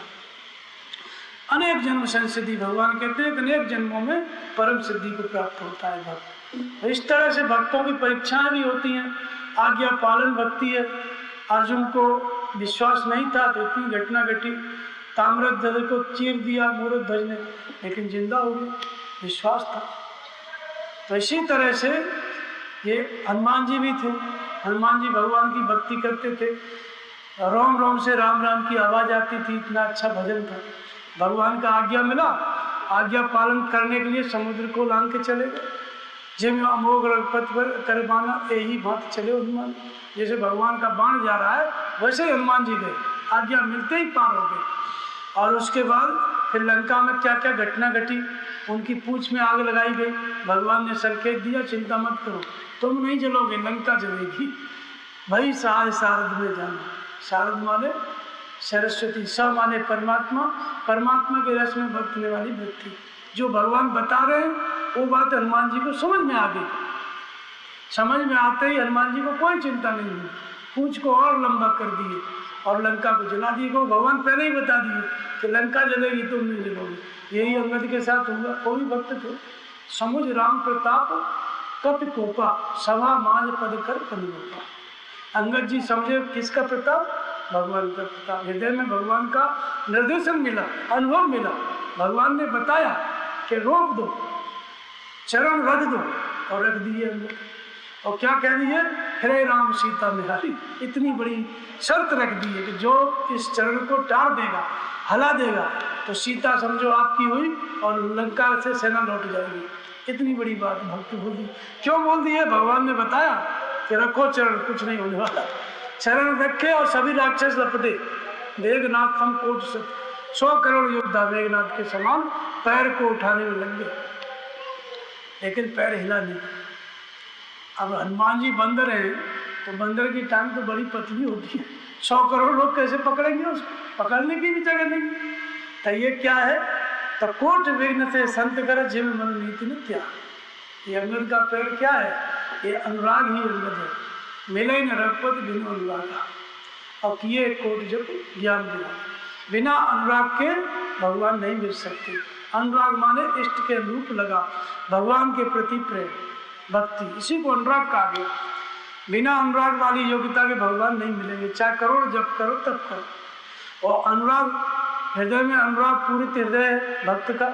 अनुराग की पराकाष्ठा है, भगवान के ही प्रति प्रेम है और सब चीज़ों से प्रेम हट गया, केवल एक परमात्मा में प्रेम लग गया और चित्त ही चरण है। चित्त नाम जपते जपते ध्यानस्थ हो गया, टिक गया भगवान के चरणों में, स्थिर हो गया, समाधि लग गई। फिर करोड़ों काममयी प्रवृत्तियां, एक प्रकार की काम वासना नहीं, करोड़ों प्रकार से काम वासनाएं आए, वो चित्त को चलायमान नहीं कर सकती। वो संत का चित्त है, अंगद का चरण, और करोड़ों काममयी प्रवृत्तियां, मोहमयी प्रवृत्तियां उसको भला नहीं सकती। काम रूपी मेघनाथ जैसे करोड़ों युद्ध लगे तो काम वासना की करोड़ों प्रवृत्तियां आएंगी, लेकिन चित्त चलायमान नहीं हुआ, क्योंकि भगवान टिकाए हुए हैं ना, प्रेरणा कर रहे हैं, इसलिए नहीं चलायमान होगा।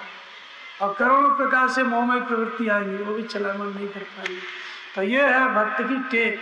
भक्त का चित्त जब ध्यानस्थ हो जाता है अनुराग पूर्व के हृदय से, तो कोई काम वासना उसको चलायमान नहीं कर सकती।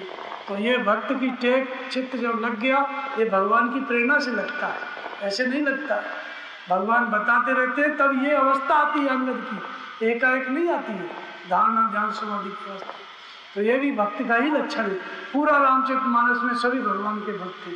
तो सभी भक्त क्या हैं? ये भक्त की अलग अलग अवस्थाएं हैं। शुरू से लेकर अंत तक अलग अलग ऋषि मुनि अलग अलग अवस्थाएं हैं। भजन करते जाओगे ये अवस्थाएं आती जाएंगी। सब ये सब भगवान से जोड़ने वाली अवस्थाएं हैं। चाहे सुतीक्षण हो, सरगंग हो, कोई भी हो, वाल्मीकि हो, प्रयागराज हो, अगस्त हो, या जितनी जटायु, सब चीज़ें क्या हैं? सब भगवान से जोड़ने वाले सद्गुण हैं। ये भजन करते जाएगा, भक्ति करते जाएगा साधक, और भगवान से जुड़ता चला जाएगा। भगवान खुद प्रेरणा करके बताते जाएंगे, अब ये अवस्था है, अब ये अवस्था है, अब ये अवस्था है, हर चीज़ बताते जाएंगे साथ में। तो यही भक्त का लक्षण है। भगवान 24 घंटे मार्गदर्शन करें। भक्ति अंध भक्ति नहीं होती है, कुछ नहीं पता चल रहा है, पता चलता है। 24 घंटे भगवान बताते हैं। कल्प कल्प प्रति प्रभु अवतरे, हर एक संकल्प भगवान बताते हैं अवतरित होकर। जो परिस्थिति बदलेगी आपकी मन की या बाहर की, तुरंत भगवान बताएंगे कि अब ये होने वाला है, ऐसा होने वाला है, यहाँ से चलो, ये करो। हर चीज़ भगवान का निर्देशन मिलता है। तो यही स्वप्न के द्वारा, अनुफलकन के द्वारा सदग्रस्त आश्रम में बताते हैं। कभी कभी सुषुप्ति का भी हल्का फुल्का मिलता है।